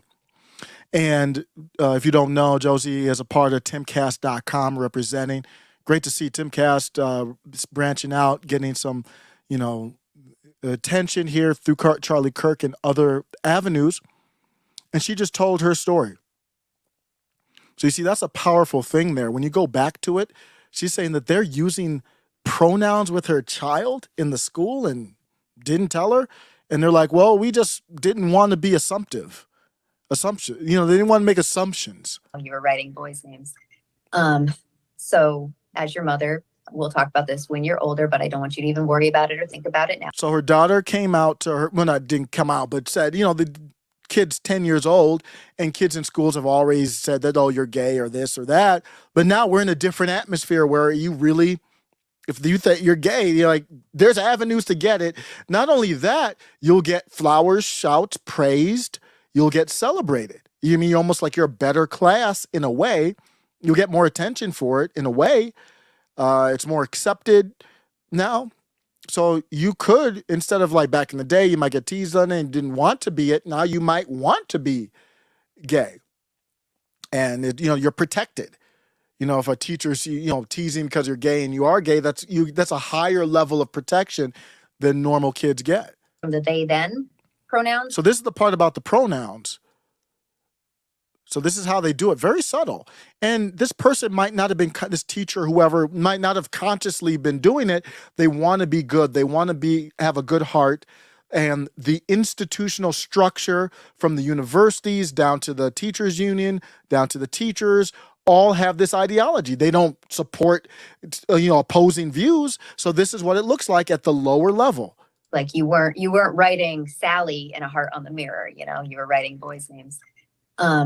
So as your mother, we'll talk about this when you're older, but I don't want you to even worry about it or think about it now. And she said, okay. And then I get a letter from somebody, an adult, I'll just say an adult in her life. And they were referring to her as a they, them. She just said adult. Let me correct. I thought it was a teacher or something. She didn't distinguish if it was a teacher or not. It took me a little while to figure out what they were saying, because it sounded like they were talking about a group of people, because they would switch from the they then pronouns to the she her pronouns and just them both. And so so you see how it looks. Now let's transition to this story. Same interview, great interview. We could talk about this too, actually. Katie Porter was on with Bill Maher and made embarrassed herself here. Let's listen to this real quick. And I am doing this live now on Middle Maga and the Timcast after show, because this is Timcast affiliated. Shout out. 30. We should be able to have a civil debate. Nobody, including Riley Gaines, who I disagree with strongly, should What do you disagree with, out of interest? I think that it should be up to sporting bodies to make the decisions about who and What how has she should said compete. that's actually wrong? I think that what she has done is try to turn this. Compare Katie Porter, who's somebody, I've said good things about Katie Porter in the past. But if you want to rise, she wants to be senator now. When you rise through the ranks of the Democratic Party, you have to believe these things. So let's compare to how asinine Katie Porter sounds here to Julia Malott. Malata, I forget the last name, but the trans woman I just showed you. She sounded very respectful, very authentic. What do you think Katie Porter sounds like here? Against Bill Maher and Pierce Morgan debating. And here's Katie Porter just saying, oh, I don't like Riley Gaines. I don't know if we have Bill Maher actually in. Inauthentic take, not well researched. I don't know if Katie Porter even knows the topic well, because she already knows what take she has to have. So why would you dig into it and compare the two? Katie Porter just embarrassed herself. Pierce Morgan, of all people, was like, what are you talking about? In this clip, but this is on Bill Maher. Play cut 30. We should be able to have a civil debate. Nobody, including Riley Gaines, who I disagree with strongly, should be What do you disagree with, out of interest? I think that it should be up to sporting bodies to make the decisions about who and What how has she should said compete. that's actually wrong? I think that what she has done is try to turn this. We talked about people, using things to kind of get likes and get clicks. See, she doesn't know what she's talking about. It's okay if you don't know what you're talking about. It's okay to just say it. I haven't followed the story, or I don't know why. Maybe she has followed the story and just wants to be careful what she says. But she doesn't. He said, what does she believe? Because what she believes is women shouldn't have to share a locker room with a guy and his eggplant hanging all over the place, and we have to look at it. Do you want that, Katie Porter? About who and what how has she said that's actually wrong? I think that what she has done is try to turn this. We talked about people, using things to kind of get likes and get clicks. That's not what she's doing. I've got no truck for Riley Gaines personally, but she could be doing that for likes and clicks, but that doesn't answer the question. What did she say that you disagree with? All I've seen her do is stand up for women's rights to fairness and equality. Pretty sane. What is Katie Porter agreeing with here? Thoughts? Katie Porter just knows the talking points, but it sounds like she wasn't even up to date on them because she was really her words, trying to figure out a way to respond to Piers Morgan. I was actually lucky enough to interview Riley Gaines myself in one of my Twitter spaces. I do those regularly. And it was just incredible listening to her talk about just being a woman and the things that she had to go through. And one of the things I brought up earlier was that they would have to get changed in the same locker room with it's not an exaggeration, it's what happened. And I mean, I was on the swim team, and there's not a lot of privacy when you're changing with a group of girls, but this is a guy who is a fully equipped guy who is changing with them, and they didn't consent to that, and it felt like a violation because he would be looking at them. And I don't blame her. If it were happening to my child, even if she were an adult, I'd feel violated for them, and I'd want to fight it too. But there's no pathway with that now. And you look at forget about even the content. It's like, who's being authentic in their approach? Katie Porter, GB said, looks like she ate all the. Okay, guys, let's be serious here. GB says it looks like Katie Porter ate all the donuts in the green room. So what I want to do is talk about which take is more authentic, and y'all are talking about why are the donuts gone in the green room for Bill Maher. I'm trying to have a serious conversation, and y'all are wondering why Bill Maher didn't order more donuts knowing that Katie Porter was going to come through. Well, at least we could get some laughs, because this other topic here, it got pretty dark, and I'm going to cover this a little bit more detail, and then I'll end the Timcast after show live. I got to find the clip here where we talked about the law. It is in Washington, I believe. Let me find it real quick. Where they're basically saying they're going to take away your kids. Let's dig deeper into this. The rise of the pedophiles already, and we're seeing them get stronger, and we see them gaining steam, not losing steam.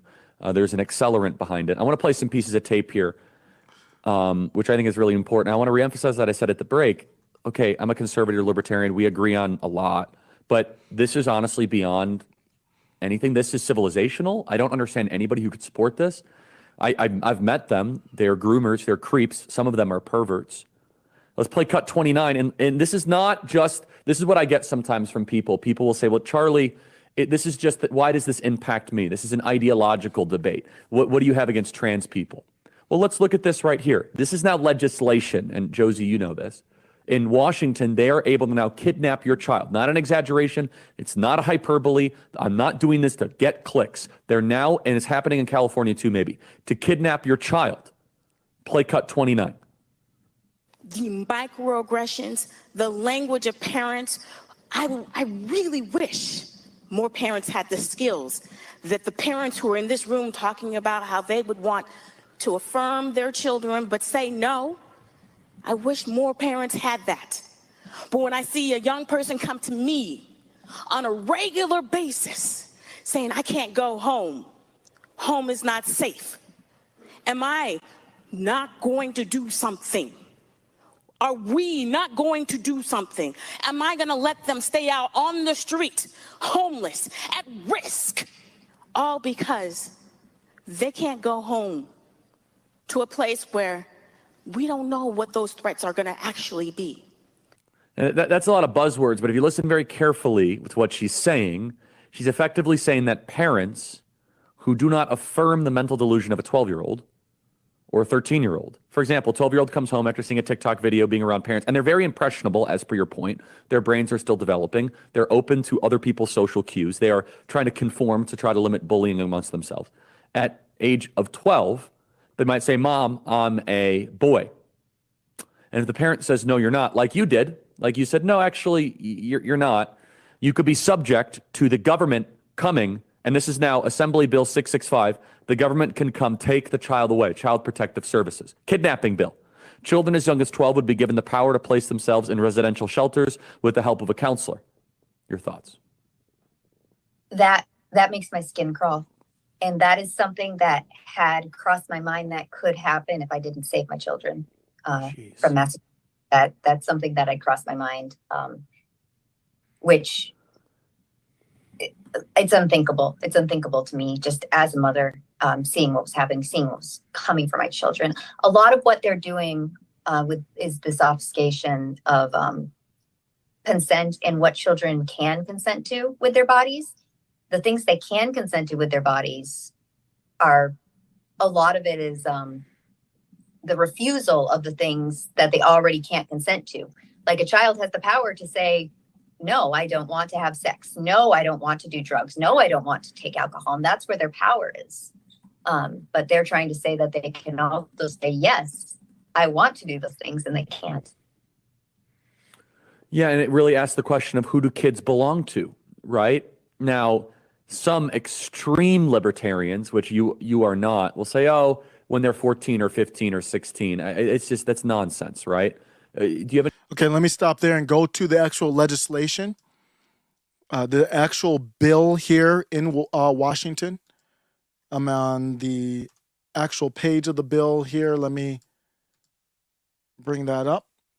So I have the actual piece of legislation that passed. It might be hard to see, but I just want to make sure it's here because this stuff is so crazy that it's easy to say, oh, Charlie Kirk is lying.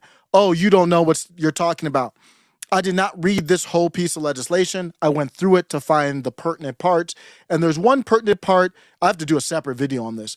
There's one pertinent part that I want to share that sums it up here. And let me find it real quick. It's under protective services, I believe. So here it is. Circumstances. So the definition of these bills is very important. This is the bill here, SB 5599 in Washington. I want to actually go. This is so important. Let me not. I don't want to play around with this. So if I'm wrong, I'm fine to be wrong. I just want to show what I've done to look at it independently myself to say, like, this is crazy. There's no way the state of Washington is doing a bill where they can take your kid away. Yes, they are. And here's how they're doing it.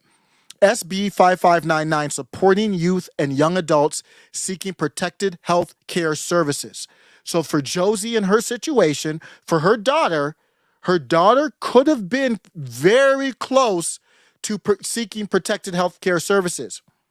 And if the way I interpret this bill is if the parent disagrees with that, then that is a troubled youth. You'll see that's not the exact definition, but you'll see the definition here in a second. So I'm going to the section here where you define it. And here's where they have the definitions in this section here. So it says, okay, here's the definition of some of these terms, like what is promptly report. So let me go through some of these definitions and get to circumstances where the spidey sense starts tingling. So the circumstance, compelling reasons include but are not limited to. So what are compelling reasons? Compelling reasons to affirm the child gets the protected health services of the state. Shelter means the person's home or any structure over which the person has any control. Promptly report means to report within 8 hours after the person has knowledge that the minor is away from a lawfully prescribed residence or home without parental permission. The way they're doing the bill is to say it's homeless. So they're basically saying if the child wants protected services and they're homeless, and they don't feel safe in the home, they're homeless, so they're ours now. And you take them to the indoctrination camps. A child maybe says, hey, I want to change genders. I told my parents, and then my parents told me, hey, when I was younger, I would write, girls' names with hearts or boys' names with hearts. So my parents told me that I'm not this identity, but I feel like I am. So the person at school, teacher, whatever person could say that you're not protected at home anymore. So here's the part that really caught my attention is circumstances that indicate that notifying the parent or legal guardian will subject the minor to abuse or neglect as defined in the other section, or when a minor is seeking or receiving protected health care services. Either I have control over my child or not. So this is where I part ways. If I have my child and my child is under 18, I get to decide whether they receive any type of health care. There is nobody, I don't care what the health care is. So I've had disagreements. Let me step away from this document real quick. I've had disagreements. I disagree with Josie. Josie, I think, believes if a parent and a child, and many people in the chat, if a parent, a child, and a doctor agree on gender-affirming care, Josie, Matt Walsh, I'm not against y'all, and in the chat, a lot of people say a child can't consent. I disagree completely. That's why I disagree, because it goes both ways. You went down the wrong path. You guys did a choose your own adventure, and Eric July, one of the very rare things I disagree with Eric July on. Let me restate it again. Maybe I'm missing people in the chat. Well, many people in the chat, Eric July, Matt Walsh, Josie the red-headed libertarian, they all believe that if a parent and a child and a doctor agree on gender-affirming care, they shouldn't be allowed to do it. That's their position. And I said, that's a slippery slope. Why are you taking that route? My route is if a parent, a child, and you say a child can't consent, to hell a child can't consent. A child can consent if I say they consent. A child cannot consent, and we're talking about medicine only. Don't take it to alcohol. Don't take it to booze. Don't take it to sex. That's not the position. Unless you're trying to argue sex is for a medical remedy, who's arguing that? And then you can go down that slippery slope, but that's not what I'm arguing. In the realm of medicine, whether it's aborting a fetus, whether it's the drug that begins with the letter I, or if it's gender-affirming care, if a parent, a child, and a doctor agree on a procedure, it ain't got nothing to do with me. It's their decision. So that I disagree there. And then what happens is you go down the slippery slope. So they say, bet. We can step in. If you don't think that, we can step in.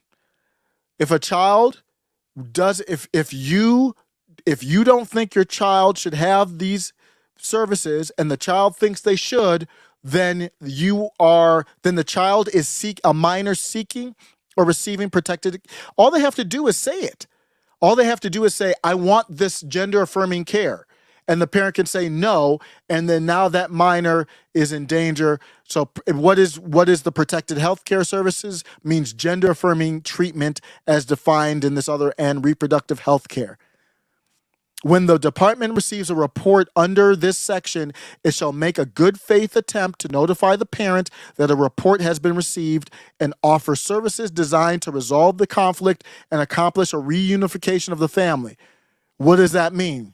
That means they go ahead with this affirming care. That's the unification that they talk about. When the department receives a report under the subsection of this minor who is seeking and receiving protected health, see, they call it protected health services. What does that mean? Gender affirming care. What does that mean? As much as taking powerful big pharma drugs, it means potentially grafting skin off of your forearm. It means potentially grafting skin off of your leg. That's what it really means. So protective healthcare services, when you go down the rabbit hole, it ends up being sponsored by. The 65th Grammy Awards is sponsored by Pfizer. And there you have it. In the state of Washington, You don't believe me? You need to get out and get the hell out. And I'm in a blue state. Governor Polis would agree with all of that. So when I say get the hell out, that includes me in the mirror in my family. I'm at least not in the inner city. There's no way I'm living in an inner city hellhole. It doesn't matter. I'll find something. I'll figure something out. I'm not living in the inner city. But and I have. In Cleveland, Ohio, I lived in, well, it wasn't the inner city, but it wasn't inner city, but it was in the city. I used to live in Euclid, Ohio, and it was, it wasn't East Cleveland, but it was a city. I stayed to myself. That's one big thing. I'm like, I stayed to myself, stayed quiet, humble. I got my first MacBook stolen from my apartment. They ran up in my crib and stole, when I was gone, they ran up in my crib and stole my MacBook. I had a gamer mouse, beautiful black, dope. What's the name of the company with the snake on it? Was it Logitech? I forget which one. It was a great, that company that's all green, black and green. I forgot. I'm not even into gaming anymore, but I had the gaming mouse, had that. And the funny thing is, I had the tracking system on the MacBook, and I saw when, I don't know how, they turned it on or whatever, I saw the exact address. I actually I think I called the police, and I told the police, the GPS on the laptop is on. And I gave them the GPS, and I never heard back from the police. And what am I going to do? Run up in the spot like Rambo? I'm a lover, not a fighter. What am I going to get got over, like, life over a MacBook and a PlayStation? But I had the beeper turned on, the Find My iPhone on the MacBook turned on, and I think I was chatting with a police officer. I was like, I know where they are. And that nigga was like, this dude is so stupid. You think we are gonna, this is back when the police were a little bit more involved. Now I know they probably would have laughed out loud at me. Like, what do you want us to do? What do you think we're gonna do? You think we're gonna do a raid over your MacBook, bro? You took that L. Do you have renter's insurance? That L is gone, bro. That's what the police would tell you now, and I appreciate that. Tell you to tell the truth. Going to the chat, Kenneth Hotep says, I think the child has to be emancipation age, though. Okay, yeah. So some people, I think whatever the medical treatment is, I don't care how old my child is. If I agree with it and the doctor agrees with it, then we do it. But I'm not against people who say, I think it's a fair take. Please don't get me wrong. For Matt Walsh, all he says is wait till they're 18. Is that the radical take? No, I think that's a fair take. Let me switch topics again. Let's go back to Matt Walsh. Matt Walsh has a lot of fair takes that people get in their feelings about, and I think it's brilliant what he does.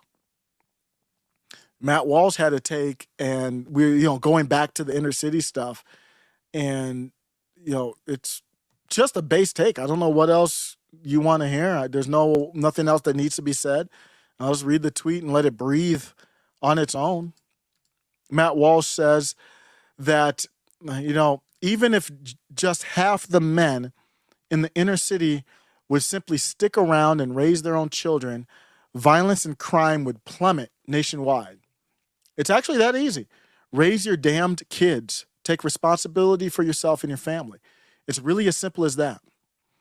And people get triggered by Matt Walsh, and he just says the most simple thing. And I'm like, that's what gets you triggered? It's because of what you think he represents. Even people I agree with looked at it and like, oh, Matt, probably Maj Toure would agree with this too. Oh, Matt, what do you mean by inner city youth?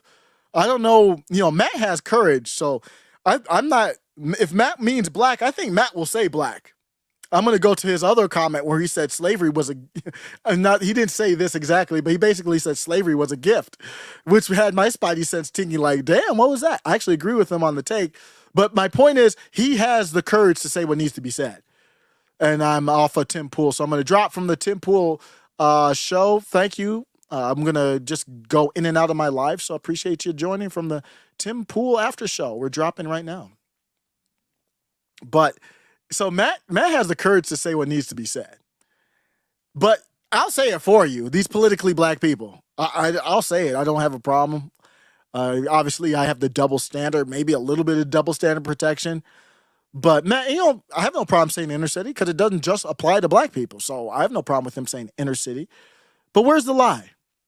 If half of the men in the inner city would just stick around with their kids, I don't know.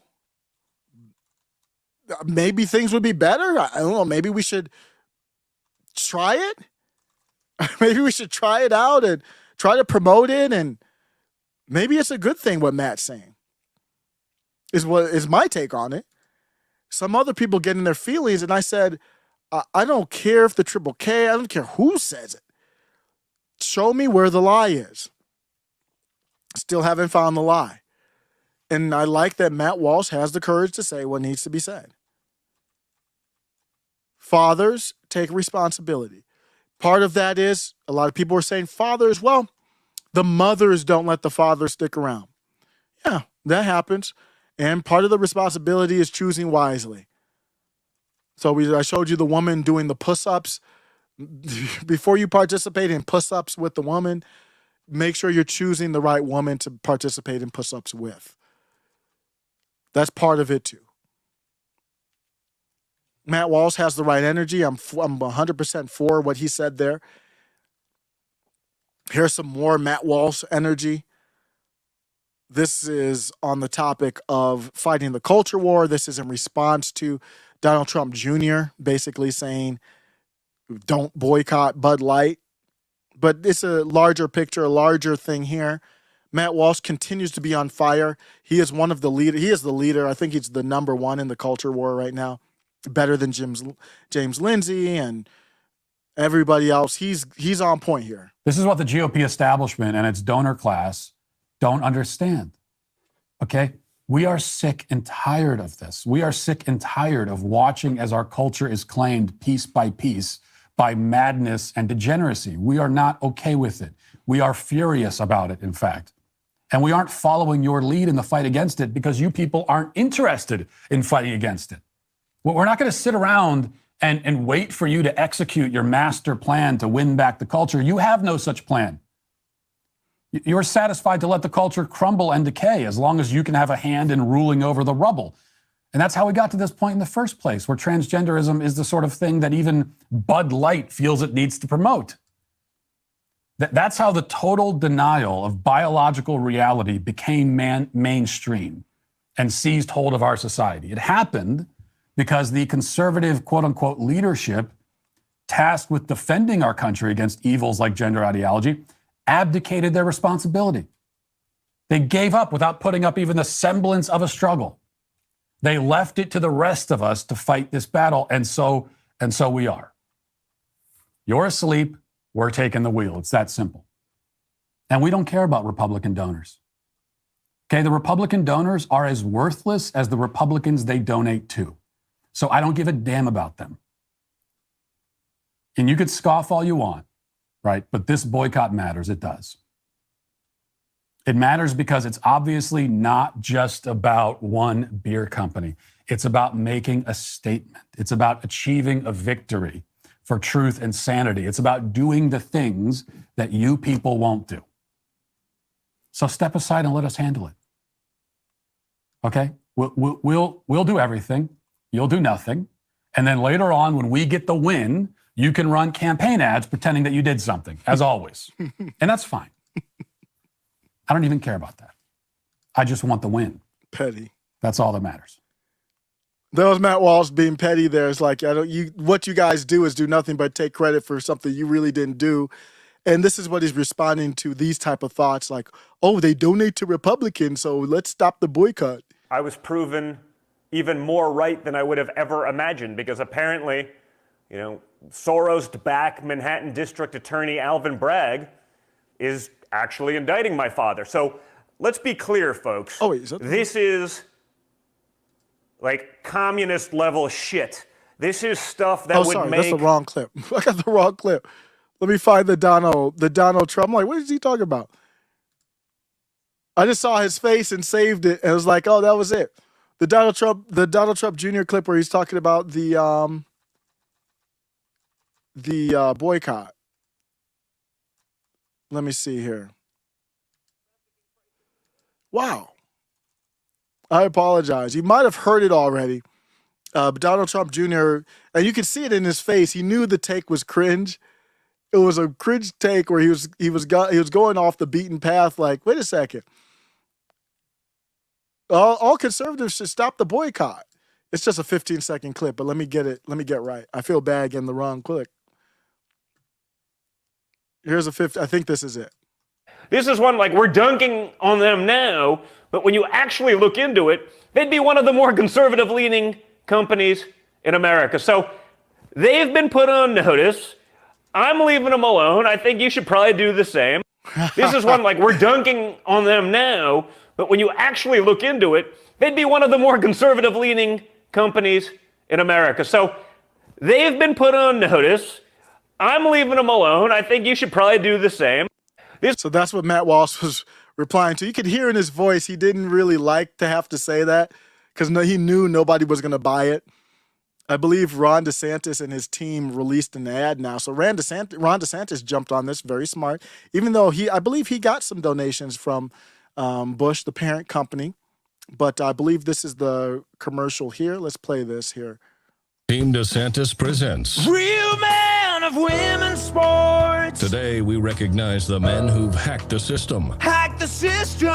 Once mediocre in the men's division, now cream of the crop in the women's. From mediocre to champion. You couldn't cut it with the boys, so you pushed women off the podium. Real man still first place. Because without you, sports would be fair. Without you, women's sports would be for, well, women.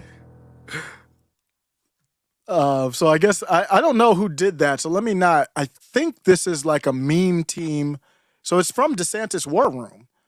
So I think that DeSantis has his own memesters. They're not, at the level of Trump, but yeah, you got to get your own memesters, and I agree with that message.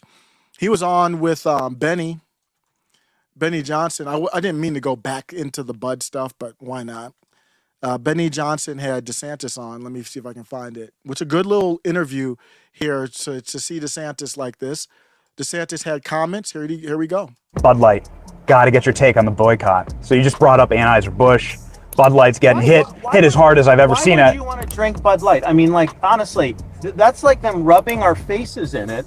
And it's like these companies that do this, if they never have any response, they're just going to keep doing it. So if you as a consumer are like, yeah, they're basically, and I mean, it's such a fraud with what they're doing with that. Like, yeah, they're doing that, but I'm just going to keep drinking it anyways. Well, then they're just going to keep doing it. So I think we have power as consumers to make our voice heard, and not on every company, because sometimes conservative consumers aren't going to make a dent in some companies.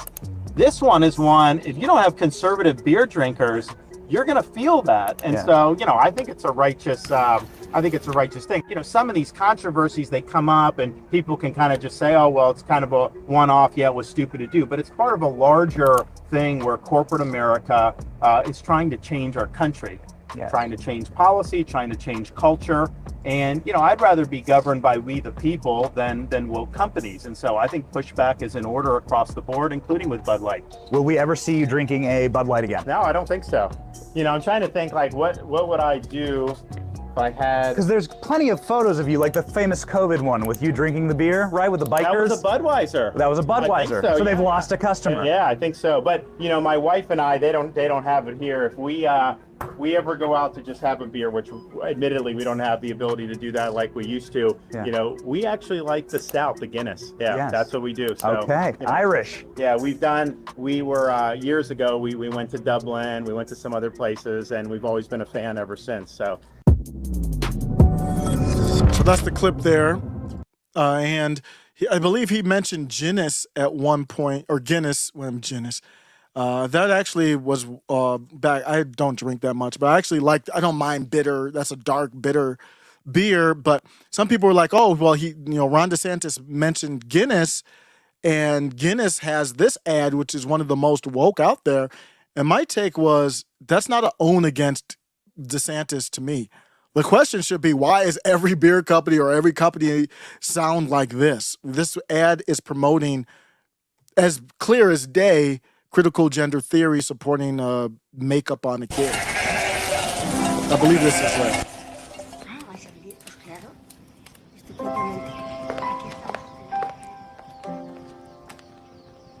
So this is an older man here locking the door, and he's in the bathroom with some lipstick. And he puts some lipstick on. So we're watching an old man put on lipstick. So it starts out like that, so you're like, well, what's happening? Why would that happen?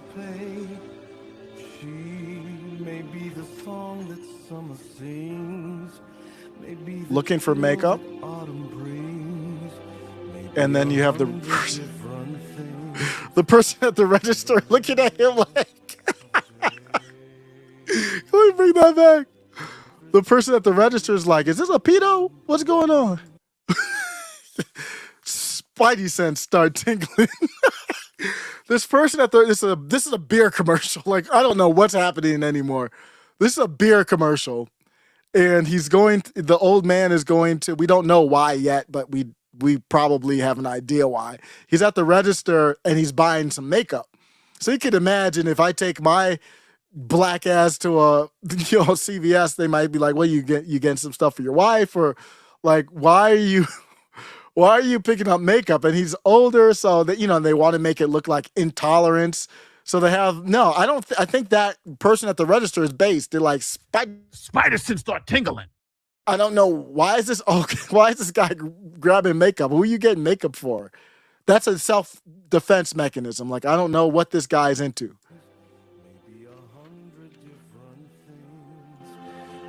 A beer commercial.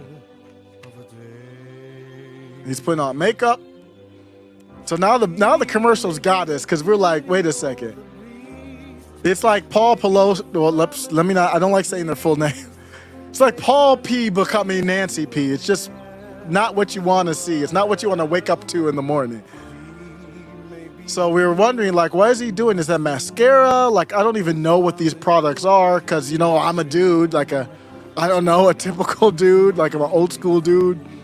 I don't know what makeup is. Never been on TV. I know they put stuff on, but you have people do it for you. And then we can see pretty soon. See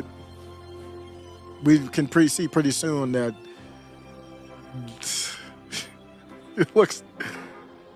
I don't know. He's out here looking like bizarre. You can see that they're coming for the kids.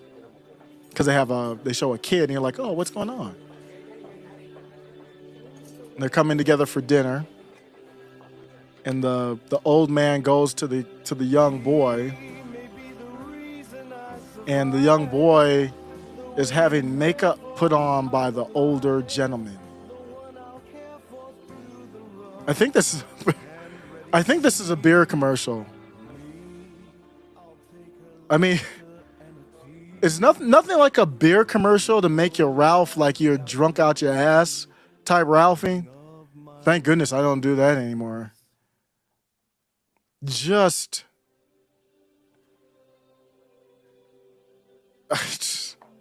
just want to keep it going because I think it's a beer commercial. And if this is fine on a personal level, if that happened.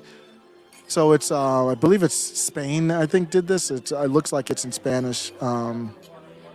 Consumption.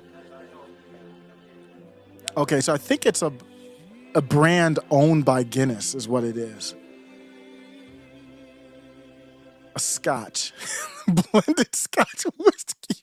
It's a scotch commercial.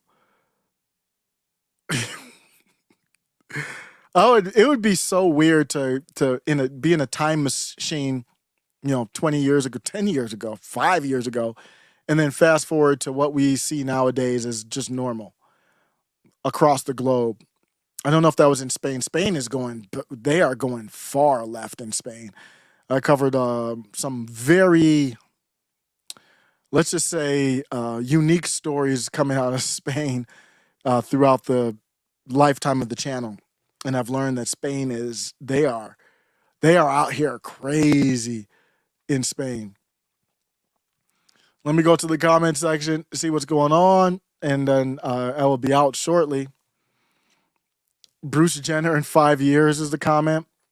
Yeah, you could see that. You could obviously absolutely see that. Other comments here. Mega Dog says, I am a historian. This has happened many times. Sodom and Gomorrah, wake up. Yep, I believe in the life cycle of things. I believe that everything is cyclical that happens in nature. So it always goes around in circles. We're going to go through times of chaos. You'll see slavery, then you'll see times of maybe slavery in a different form or less slavery. And, the digital might bring across, more slavery again. You might see civil conflicts and then times of peace. That's basically how life works. You'll see Sodom and Gomorrah. You'll see peaceful times. And Steve Johnson, great friend of the show, $5 super chat. Thank you. Says, I appreciate you sharing Julia's point of view. I had no idea. Bruce Lee used that only that which works and take it from any place you can find it. Steve Johnson always has the amazing quotes. I like that. Are you a writer, Steve? Or just well read? I love that. My brother's the same way. He likes like proverbs and really powerful quotes. But thank you, Steve Johnson, with the $5 super chat, talking about Julia. If you're just joining, go back in the channel a little bit. Talked about a based trans woman with a take that's reasonable, where we can have some discussion, even though there's disagreement. I want to go through the nuance of the disagreement, but we're having a positive type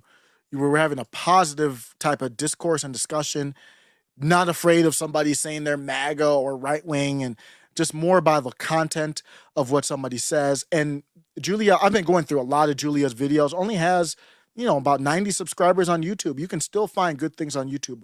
You got to go to lower subscribe number channels to find it though. And hopefully they'll rise on up. I put earlier in the chat, I put a link to Julia's channel. But one of Julia's videos was also about, I follow somebody, or I have a friend here, and my friend says something that you don't like, then you come to me as if I have to denounce my friend. And I think she called it call out culture. And she's like, I'm totally not for call out culture. I'm not denouncing anything. It's the exact same take that I've had where like, oh, I follow this is pertinent in the news. I follow Nick Fuentes, and I think Nick has a lot of base takes and great for the discussion. But there's this stuff blowing up that I'm not an expert in. I know it's out there in the ether with, does he go by Ali? Do you pronounce it Ali or Ali? I don't know him well. Involved with some kids' pedo stuff, and Nick Fuentes knew. And I like a lot what Nick has to say. Hey, that doesn't change the content of what I talked about with Nick. I mean, Nick's not my boy or anything like that. I'm not doing any denounce culture. Do with that information what you will. I've just been watching the battle go back and forth with him, and I think Milo, I heard Milo's going to be on Timcast Friday. Whew. I might live stream. Can I live stream Timcast? Why not? Nah, that's kind of lame. No, I'm not going to live stream Timcast. I'm just trying to think, but that's a big show if Milo's on. I don't know. I mean, I live stream MSNBC. Yeah, I don't know. I don't know if I don't know what I might have time Friday, so I'll see what I'll do. But if Milo's on, that's a big deal. And I bring that up to say Nick's in some stuff where he knew that Ali was a pedo and just ignored it. So I don't know the details of it. Obviously, that's not good. Nobody's perfect. But my point is, I'm not denouncing Nick Fuentes over it. You do with that information what you will. I might denounce that act or say, I don't know, I would have to learn more. That doesn't sound good. But that doesn't take away that I listen to Nick Fuentes, and Nick Fuentes has a lot of good points. We're all flawed human beings, especially a young guy like Nick Fuentes that has been taken out of society. You see what happens here? You have somebody like Nick Fuentes who you can barely even say his name. You saw what happened with Just Pearly Things. Just Pearly Things has Nick Fuentes on. There's nothing crazy with the discussion. He says stuff that other people are afraid to say but really think. And in a very, you know what they're really afraid about with him is that he's very articulate, and he's a debate master. So he has great recall, knows a lot of facts. And even in cultural, social things, he can bring up points where it's like, ooh, I wish, kind of like Matt Walsh, ooh, I should be mad at that, but he has a good point. It's kind of what Nick is. And so that gets people angry, and they kind of came at just Pearly things for it. So you can barely even bring up the dude's name, much less him in an authentic constitutional society. Nick Fuentes would have millions of followers on YouTube, because YouTube is a public town square platform, and they should not be able to demonetize, promote some people and not, and still get immunity and do all that. So what they did is YouTube's basically, MSNBC will give you the impression of you can have a middle MAGA channel and we'll, play with the algorithm, but Nick Fuentes, we really can't have him. Alex Jones, we really can't have him. Why can't we have Alex Jones? Because he cuts through the mainstream. He's not boring. He's very exciting. Normies find out about him. Same with Nick Fuentes. Nick Fuentes, in an authentic society, would be able to bank where he wants to bank. Right now, he's struggling having banking. So I'm not giving an excuse for ignoring and working with or whatever he did, with a pedo. I'm not excusing it, but you have to acknowledge what's happened. In an authentic society, Nick Fuentes would be big on the public platforms. TikTok, YouTube, he's banned on all of them. Twitter, he keeps doing these fake Twitter accounts. And then I heard if you follow the fake Twitter account that everybody knows is Nick Fuentes, you might get banned. That's how this is a dude who's 80 pounds soaking wet, has never called for violence, is nothing but a philosopher. His philosophies are so powerful that this 80-pound soaking wet dude is such a threat. This high school debate geek nerd is such a threat, they banned him from everywhere like he's Alex Jones. So he's banned everywhere. So he has to create his own infrastructure, has his own website, still like a big name, still doing successful, which is a testament to his marketing and business acumen. So now he's pushed off the mainstream. So he has to hustle, do his side thing, still find a way to get on there, do all this appearances on Destiny and Just Pearly Things and No Jumper, and do extra work to kind of get out there. That Destiny doesn't have to do that because he's getting promoted on the algorithm. Nick Fuentes would have 10 times the followers as Destiny if they were on an equal plane. And Destiny's great, don't get me wrong. And then now he's in that all platform, and then Nick's like, damn, this dude's a pedo, but I'm not a pedo. I don't know. I don't know what he did with them, worked with them at an event or whatever. I don't know. But you see how that works? You get pushed into the underside, the underbelly. You don't have options. He can barely have options to bank, much less who he works with. And then now works with, or however he was associated with a pedo. They said Milo was. I don't know that story, but you're associated with a pedo, and then now it's like, ooh, look, you're with the pedo. Okay, that's fair, but let's talk about the big picture. If he had options, then it would be easier for somebody to say, I choose who I work with Nick. So I don't know the details of it. I haven't jumped into that story, but that's my ignorant, uneducated big picture take on what's happening with Nick. I just want to acknowledge, I know it's out there in the ether. For those who, might follow Nick, I'm still a big Nick follower. I haven't listened to the show in a minute just because I've been trying to do different things with the channel. I've been trying to get my blog going. I'm trying to use ChatGPT to help me write some stuff. And with I chatted with Julia, actually, the trans woman we're talking about. And Julia's videos are so well put together. I mean, let me just go back. I'm just ranting here. This is not about trans stuff. So if you're tired of the trans stuff, this isn't what my point is. My point is the editing of the video is excellent. It's beautiful, just great stuff. Because it's hard to do a 5-minute video where people watch the whole 5 minutes. This is how Mr. Beast does it too. He basically, what they do is, basically the video is a series of 20 TikToks. The video is a series of 30-second clips. And I'm going to take it to, my takeaway there in a second here, but you look at it. 6 a.m. this morning in Clear Springs, Maryland, on my way to Fairfax, Virginia. Amidst my hotel the breakfast and clips. suitcase packing, I went on Twitter to find that yet again, someone has called me out and asked me to condemn someone else's behavior. This is something I encounter a lot, and it usually plays out like... And then you're in the street, you're walking, the background changes, this is very good stuff. Makes me wonder what experience Julia has. This is really high level for someone who just grabbed a mic and never done any of this stuff before. This is really good stuff. Like this. Someone doesn't like the behavior of somebody else. Let's call that somebody person A. So the reason I brought that up is the way that that's done, and I don't know if it's a script or an outline, that will translate easy to Substack. And I asked Julia, I was like, are you a writer? Because it's just, the vocabulary is high level, it's well written. I'm jealous because you could damn near transcribe the video and just put it on Substack. It's that close. So you could use ChatGPT and say, here's my article, copy edit for me, and it will basically clean it up for you. And that's what I'm trying to use. I'm trying to just do my stream of consciousness and then tell ChatGPT, tighten this up for me. And I've got some, I'm trying to get better at it, and then I can do the blogs quicker because I'm not a good writer.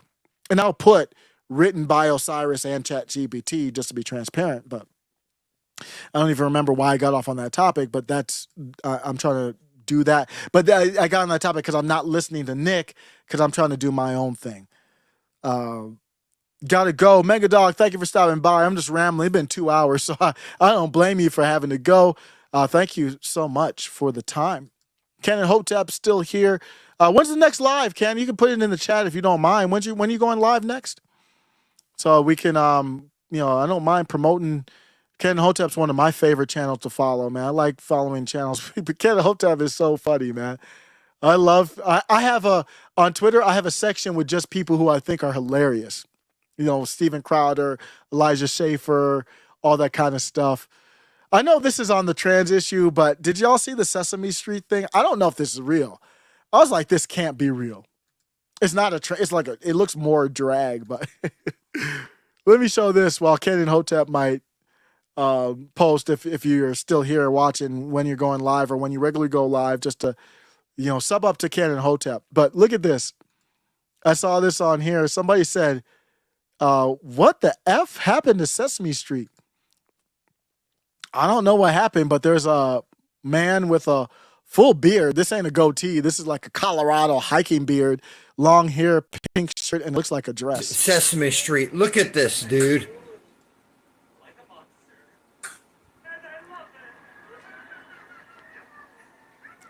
I don't know what's happening.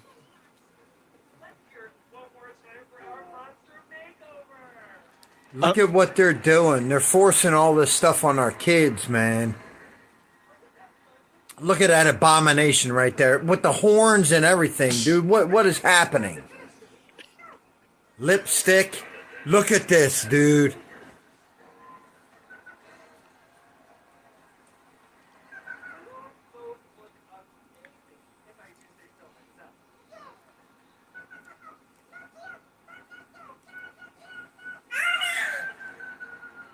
It's incredible. So this is Sesame Pushing Street. it on our kids, man. You basically have a drag performer on, wasn't dressed inappropriately, but just off-putting, against the norms, has no place being a part of Sesame Street on there. That's that's what's happening. That's where we are.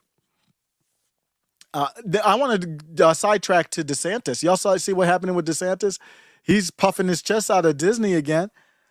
There might be a lot of Steven Crowder fans on the channel here. Steven Crowder going, talking about the topic here with Ron DeSantis.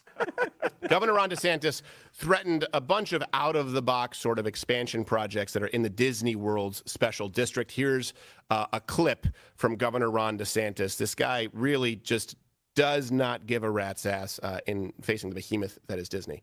Maybe have another, maybe create a state park, maybe try to do more amusement parks. Someone even said, like, Maybe you need another state prison. Who knows? I mean, I just think that the possibilities are endless, and so that is now going to be analyzed to see what would make the most sense, and that wasn't necessarily even on the radar. It's pronounced analyzed, but his team also released some pictures of what the prison's interior might look like. So that's something we're fortunate to have. Yeah. Governor Ron DeSantis threatened. So that's the great humor that Steven Crowder brings to the table. But this is the headline. I want to cover this real quick. Ron DeSantis, I fully support this 100%. Let me talk about what you will hear from the left is Ron DeSantis is going authoritarian. This is not authoritarian, everyone. This is not going authoritarian. If Disney, instead of asking, why does Disney have special rights? Why do they have their own police force? Why do they not have to pay taxes? Why do they not have to abide by the rules that every other company has to in Florida? It's because they have some type of special legislation, special relationship. What that's like is, we had dessert the other day after dinner, and it would be like, I got 2 kids. It's pretty important, at least to me, that they don't feel like one gets treated different than the other one, even though one's 6, one's 4, almost 4 now. So if you get dessert and you get, a quarter slice of this, we had some pudding. It was really good. My wife made it, this pudding dish, whatever. So I gave a quarter slice to one kid and I give a half slice to the other because he's older or whatever. They should be equal. They're close enough in age. If you get an eighth, you get an eighth. You don't get an eighth and you get a half. So Disney is getting extra dessert. So you remember why this all popped off before we go into what Ron DeSantis is doing. And this is the Ron DeSantis that I love. And he needs to stay in Florida to do this because he doesn't have the same energy like this in the national level. He doesn't understand the national topics. But I love him in Florida for this. They're getting special treatment. So imagine you give one child special treatment and say you think it's justified. Florida thought it was justified. They're bringing in revenue, tourist dollars. So I say, you're older. You're 2 years older, 2.5 years older, so you can eat more than a younger one. So I'm giving you a half slice. Your brother gets a quarter slice. And then after that happens, the older one is doing nothing but talking bad about his parents, me and my wife, like, oh, you don't know this or you don't know that, and misconstruing the takes from the parents. That's what happened with Disney. Disney's getting extra dessert over other companies. So Disney's here, other companies are lower. I'm just doing it. One hand is higher, one hand is lower. And the hand that's getting extra treatment misconstrues the parental rights bill, jumps on the don't say gay stuff. You're a corporation. You shouldn't even be. You can donate money. I mean, everybody donates money, but you don't have to become a corporation that piles on and then talks about us. On top of that, DeSantis could have struck back legislatively just for doing that. But on top of that, you just flat out lie about what the bill means. You could say, hey, don't say gay is not the actual right way to interpret the bill. It really is a neutral bill. It doesn't have gay in it or straight in it, but we still disagree with it this way. Even that would have been enough for them to strike back legislatively. But they didn't do that. They jumped on, lied about the bill, all the virtue signaling, don't say gay, all that. So Ron DeSantis is saying, we've given you extra dessert that other companies don't get. We've got a trifecta, House, Senate, governor in Florida, all in the same line, and you think that we won't do it? What are you doing? We can ground you, meaning not anything worse than other businesses. So all they did was say, you still get special treatment. They didn't take away all the special treatment. They said, you still get special treatment. You just get a little bit less because you're getting on our damn nerves. That's not authoritarian behavior. That's not even close to authoritarian. Authoritarian would be saying, you're in the gulag. You're below a normal company now because of that. No. You're getting special treatment. You're still going to get special treatment. You just get less of it. That's hardly authoritarian.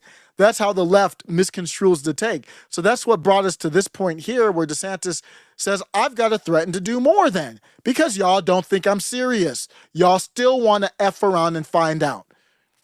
DeSantis made it clear that he won't let Disney off easy after the company's power grab, not just last year, this year. He casually, as you just heard, threatened to build a state prison. He said, I don't know. It was kind of like Trumpish at the state level where Trump was like, I don't know, maybe a bomb will drop on those beautiful golden turrets in Moscow. And Ron DeSantis is like, I don't know, maybe there'll be a state prison built like right outside the family grounds of Disney. We might do that. So as you're making the drive down that big road where it's like a magical moment, at least maybe in the past it was, now it's almost like you might feel like you're entering a Democratic hellhole establishment, which maybe it always was underground. I won't digress into those theories. But you have excitement leading up to the long road. You see the Mickey arch and all that. And it's like, oh, here we're in the park. You start to see the park and the hotel. Oh, is that a prison right over there? He said, we might need to do that. DeSantis has taken a stance, a third swing at Disney after the company humiliated him. I don't think it humiliated him. I covered that. I think I covered it fairly where I said Ron DeSantis checked them. They kind of fought back and he's checking them again. Don't stop doing that. They played with him. I don't think they humiliated him. This is Business Insider, so of course. But during the press conference, you just heard, he floated the possibility of turning the land into a state park. My interpretation was that you would have a state prison next to it, but whatever. He threw out the idea that was not appealing. Such development could affect home values on properties nearby. Who knows? I just think the possibilities are endless, DeSantis said. It didn't sound too serious, but he threw it out there. And DeSantis does not play, so I wouldn't assume that he's joking. DeSantis has been trying to tear down a decades-long provision that gives Disney special self-governing privileges. So if I'm giving you special rights, special privileges, and I try to take that away to make you equal with somebody else, that's not authoritarian. Unlike those parks, Disney doesn't have to run their plans by zoning commissions, building and inspection departments, the pesky government stuff that everybody else has to deal with. This makes their operations run more efficiently, smoothly, saving them time and money. These are not good laws. If these are not good laws, then everyone should be exempt, DeSantis said. You shouldn't say one corporation should be exempt. Great idea. DeSantis is saying if you get extra dessert, then everybody should get extra dessert. And they're like, well, that doesn't work for us because we're going to have to lay government people off. And I'm all for government getting out the way, so we can go that route, but you know that they won't. He's not a libertarian either. So he says, well, maybe we should strip those down. The board, this is what happened after that whole Disney initial stuff that I talked about. The board DeSantis appointed to oversee Disney is scheduled to meet Wednesday.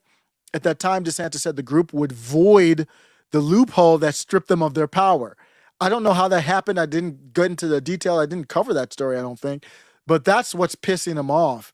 The legislator would pass a bill on that front just to assure that it would go through.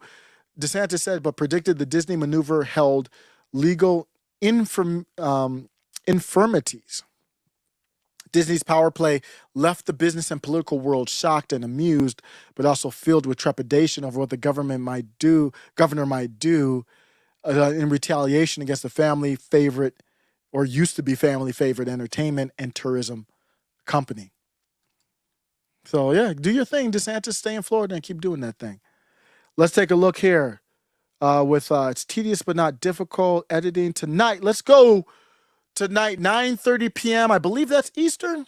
So click on Canon Hotep's. If you're in the chat here, click on Canon Hotep. I'm gonna put the little link to his channel here. If you want to talk about how you can fight it's not just, going and boycotting Bud Light. I think it's even more powerful if you go, wait a second, maybe I don't need to watch MSNBC tonight or even Tucker. What's Canon Hotep up to? That's the link to the channel right there. Canon Hotep on YouTube and Rumble. I really like Rumble. Rumble is a great platform. It's blowing up. I didn't even cover that news that Rumble is going to be having the presidential debate. Maybe I'll clip this video so I can give Ken and Hopetep some extra stuff, and then I'll title it Rumble Debate. This was announced on April 12th. Rumble continues to skyrocket.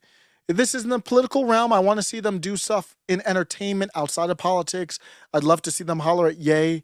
Maybe Ye release an album or do a podcast or something on Rumble. Non-political, or whoever's the big musical artist. But this is still great news. First GOP debate of 2024 presidential primaries will be streamed exclusively on Rumble. Let me repeat that.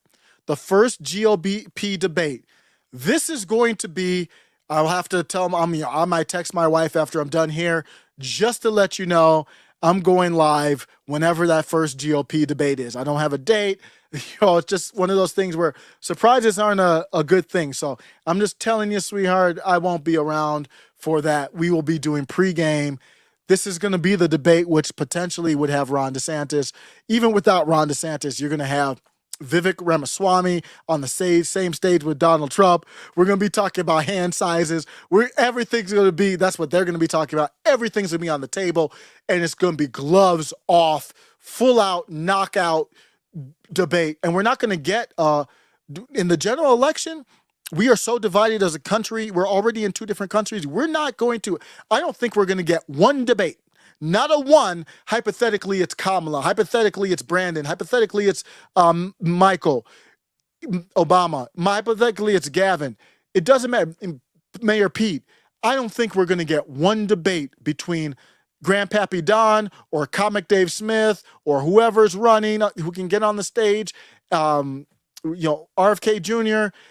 We're not going to get, Jimmy Dore. We're not going to get one debate between Tulsi Gabbard. We're not going to get one debate in general election between the Democrat nominee and the Republican. We're just too far apart as country. It would just be a yelling match. There would be no civil discourse. So that means this is going to be more important. This is not a small thing. This is going to be millions upon millions of views. Even the Democrats are going to be on Rumble. And a lot of them already are. The first debate. Rumble announces the video sharing platform. I'm on Rumble right now. I had to kind of make it work while I was doing it. I do have a constant Rumble stream now, link to whenever I go live on Rumble. Great website. They're going to get better. The debate will exclusively live stream on Rumble. It will be held in Milwaukee, Wisconsin in August. I mean, that's coming up quickly. It's just this August? Wow. So when is DeSantis going to announce? I don't want to digress from what I'm reading here, but when is Ron DeSantis going to announce? You keep playing these games. And will be hosted and broadcast on it's on Fox News too. Oh, wait. Okay, so it'll be hosted by Fox News. So I'm a little confused, actually. Hosted.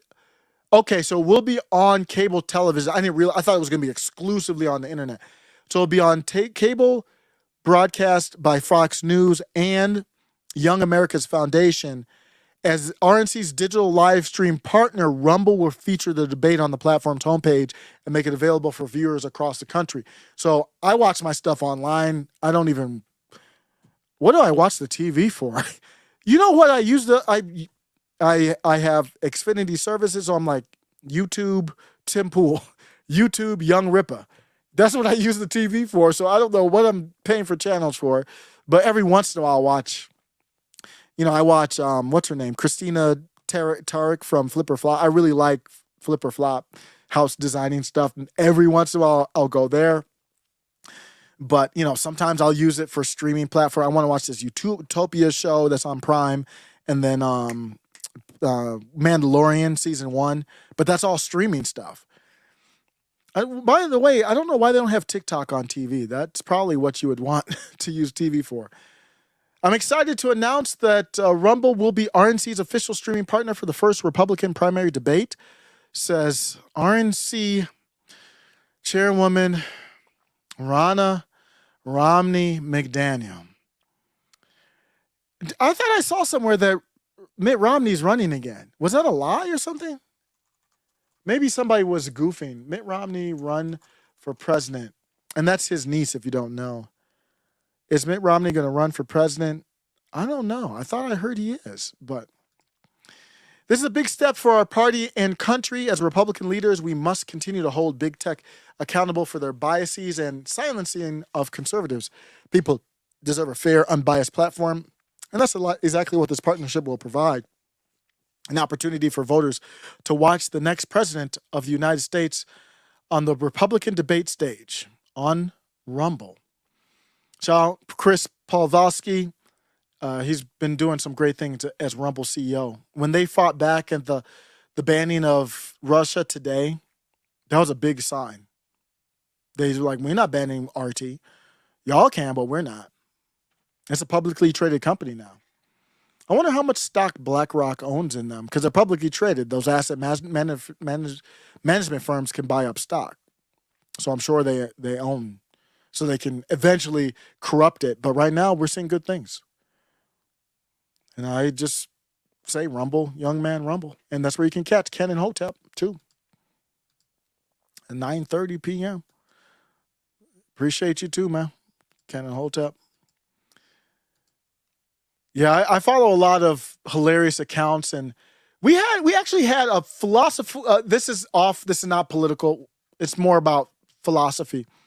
So I follow a lot of, funny people. Elijah Schaefer is one that you'll hear me talk about a lot.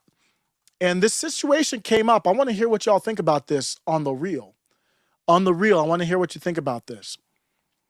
This is a dude that used, and Ken and Hotep, I'd be curious what you think about this too. Everybody in the chat. I don't know if you saw this, but the N-word sometimes get used, and the reason why I use the N-word is because it doesn't mean anything to me, man. It's just a word. And I used to be like, don't use the N-word. It's just stupid when I was, more blue-pilled and kind of like pro-black stance. Like, don't use the N-word. I'm like, it's just a word now. Like, who cares? But what happened here is, I'm not going to play the video full because I don't know about violence here. It's not too graphic, so don't worry about that. But here's what happened. There's this person who I call a little person, but I don't think they're a little person, but they look like a short adult, and they have no arms. I'm not making fun of them for not having arms, so that's not where we're going with this. So I don't want to hear the bowling pin jokes or whatever. This is a short person with no arms. I don't want to hear any no-arm person jokes. Who knows? They could have been a vet. I don't know why they have no arms. But this person looks like called a woman, I don't know who, somebody the N-word. It sounded like with the hard ER. Like, that matters. It's just a word. I understand it's a very harsh word. I understand. But this person with no arms is leaning against kind of like a train station stall. Well, they're leaning against the stall because they got no arms, no hands. So what are you gonna do? So they're leaning against the stall, and they got beef. Who knows? It's a 13-second clip. We don't know what happened. 3 million views, and they call someone the N-word with the hard. Looks like a woman. Looks like a hard to tell non-binary looking ass woman. The N-word with the hard ER. And so then they start. So this is I'm just showing the woman or girl or man or whatever react. You'll see in the background the woman's face, because the hard ER I'm not going to play the audio. The hard ER has been released. And just to let you know, you might have a First Amendment right. I fully defend it too. You could call me the hard ER. I don't care. Call me whatever you want. But you do have a First Amendment right, and I'm peaceful, so I really don't care. But I use the analogy of, if I use Joe Rogan because I know him and he's a UFC guy, but any UFC guy, I could go up to a UFC or any martial arts guy who can, I'm not a fighter, so they would literally be able to unlive me. I have the First Amendment right, The Rock Johnson. I have a First Amendment right to call you a bitch. I've called Rock Johnson. I've called Dwayne The Rock Johnson a bitch. I stand by it. And I have the right to call him that in person. But you know what the consequences of that could be? The consequences of that is he could go put his hands on me and just beat my ass and just unlive me. That could be a consequence. Now, he should be put up for assault or whatever happens, but the First Amendment is not bringing me back to life. So if you want, before you drop the hard ER, understand that I don't represent politically black people. Politically black people, when they hear the hard ER, if they think they can beat your ass, they will. If they think they can beat your ass with no repercussions, even if there are repercussions, they will beat your ass. There's a video of a black dude who slapped on video. I think he was taking the video, slapped the ish out of a white woman because she said the N-word with the hard ER. I don't know why a word triggers people like that. Well, I guess I can guess, but you're a girl. What are we, children? Somebody calls me a word and I'm triggered to slap a woman? Are you crazy? No, that's not okay. I'm not justifying it, but a part of life is to understand when you're putting yourself in danger. If I call a MMA fighter or anybody who could beat my ass, even if it's a woman, there's women out here that could probably beat my ass because they know karate or whatever, and I say something disrespectful, the First Amendment doesn't mean there won't be consequences. So let me just fast forward to the as you can tell, there were consequences. Whoa. See, that's the danger.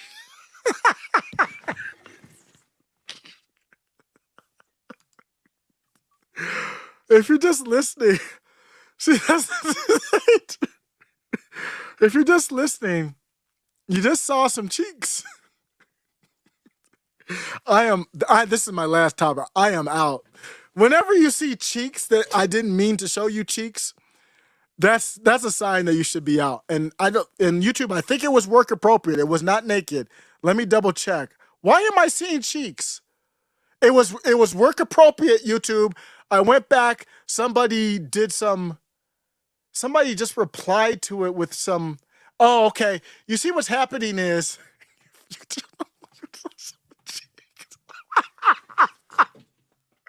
I knew it was going to happen. Why am I seeing? Well, I have safe surf off. Oh my goodness. Oh my goodness. You just saw cheeks. I'm looking at the cheeks right now. I just don't want I just don't want the cheeks on YouTube. That was not on purpose. That was not on purpose. They could be AI generated, but I'll just say the cheeks aren't. Jesus loves me the most. Seriously. I'm gonna have to. I need a second to recruit. I need a second. I just need a second. Come on, man.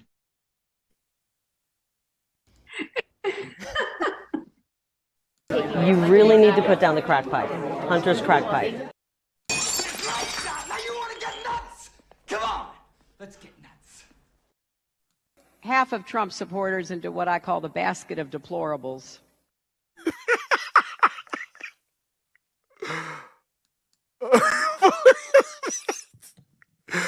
So I've earned the name deplorable today. So what happens is, so that wasn't me doing any prawn or anything like that.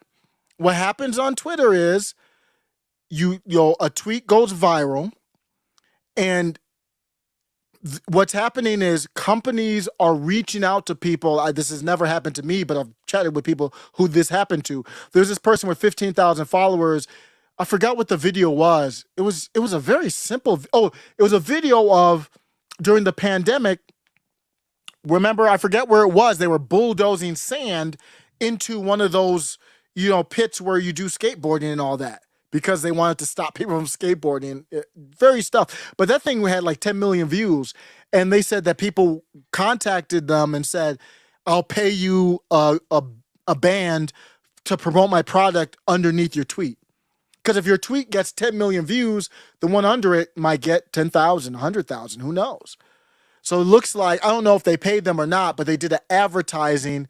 I got to be careful here. So I'm looking back to see. It was an advertising for some OnlyFans or something like that. YouTube, there was no naked. It's not family friendly. It's how families get started. It's family friendly in the way, like, that's how the birds and the bees happen, but I was saying that there was consequences. And I'm going to fast forward to the bowling pin again. And yeah, there are consequences to it. And I'm going to find the tweet so I'm not scrolling anymore because this is where we're at.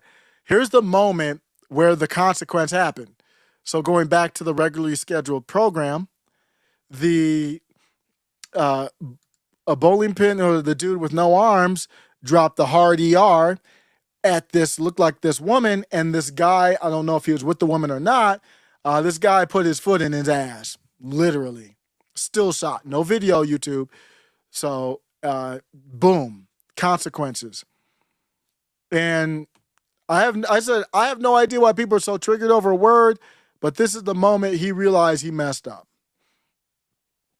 And I will say, I support his right to be able to say whatever he wants to say, but also understand that if you have no arms and you have no people to protect you, don't let your mouth get you into something that your lack of arms won't be able to help you with. That's what I would say. Like, what's his name from Game of Thrones, a little short person? He didn't do any stupid stuff like that. When he talked trash, he had a bunch of guards by him. What's his name? Tyrion or whatever his name is? I haven't watched Game of Thrones in a minute. One of the best shows out there. But on that note, I think eject would be appropriate before I get the channel nuked.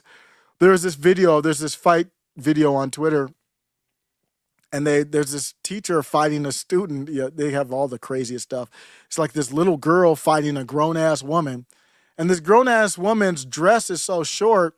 When she had to go put hands, she's on top of like this 14-year-old girl, putting hands on her, putting work in. While that's happening, her dress is so short, all you see is cakes, just cakes. And I guess we're going to end on cakes. I'm getting kind of hungry, man. I'm out.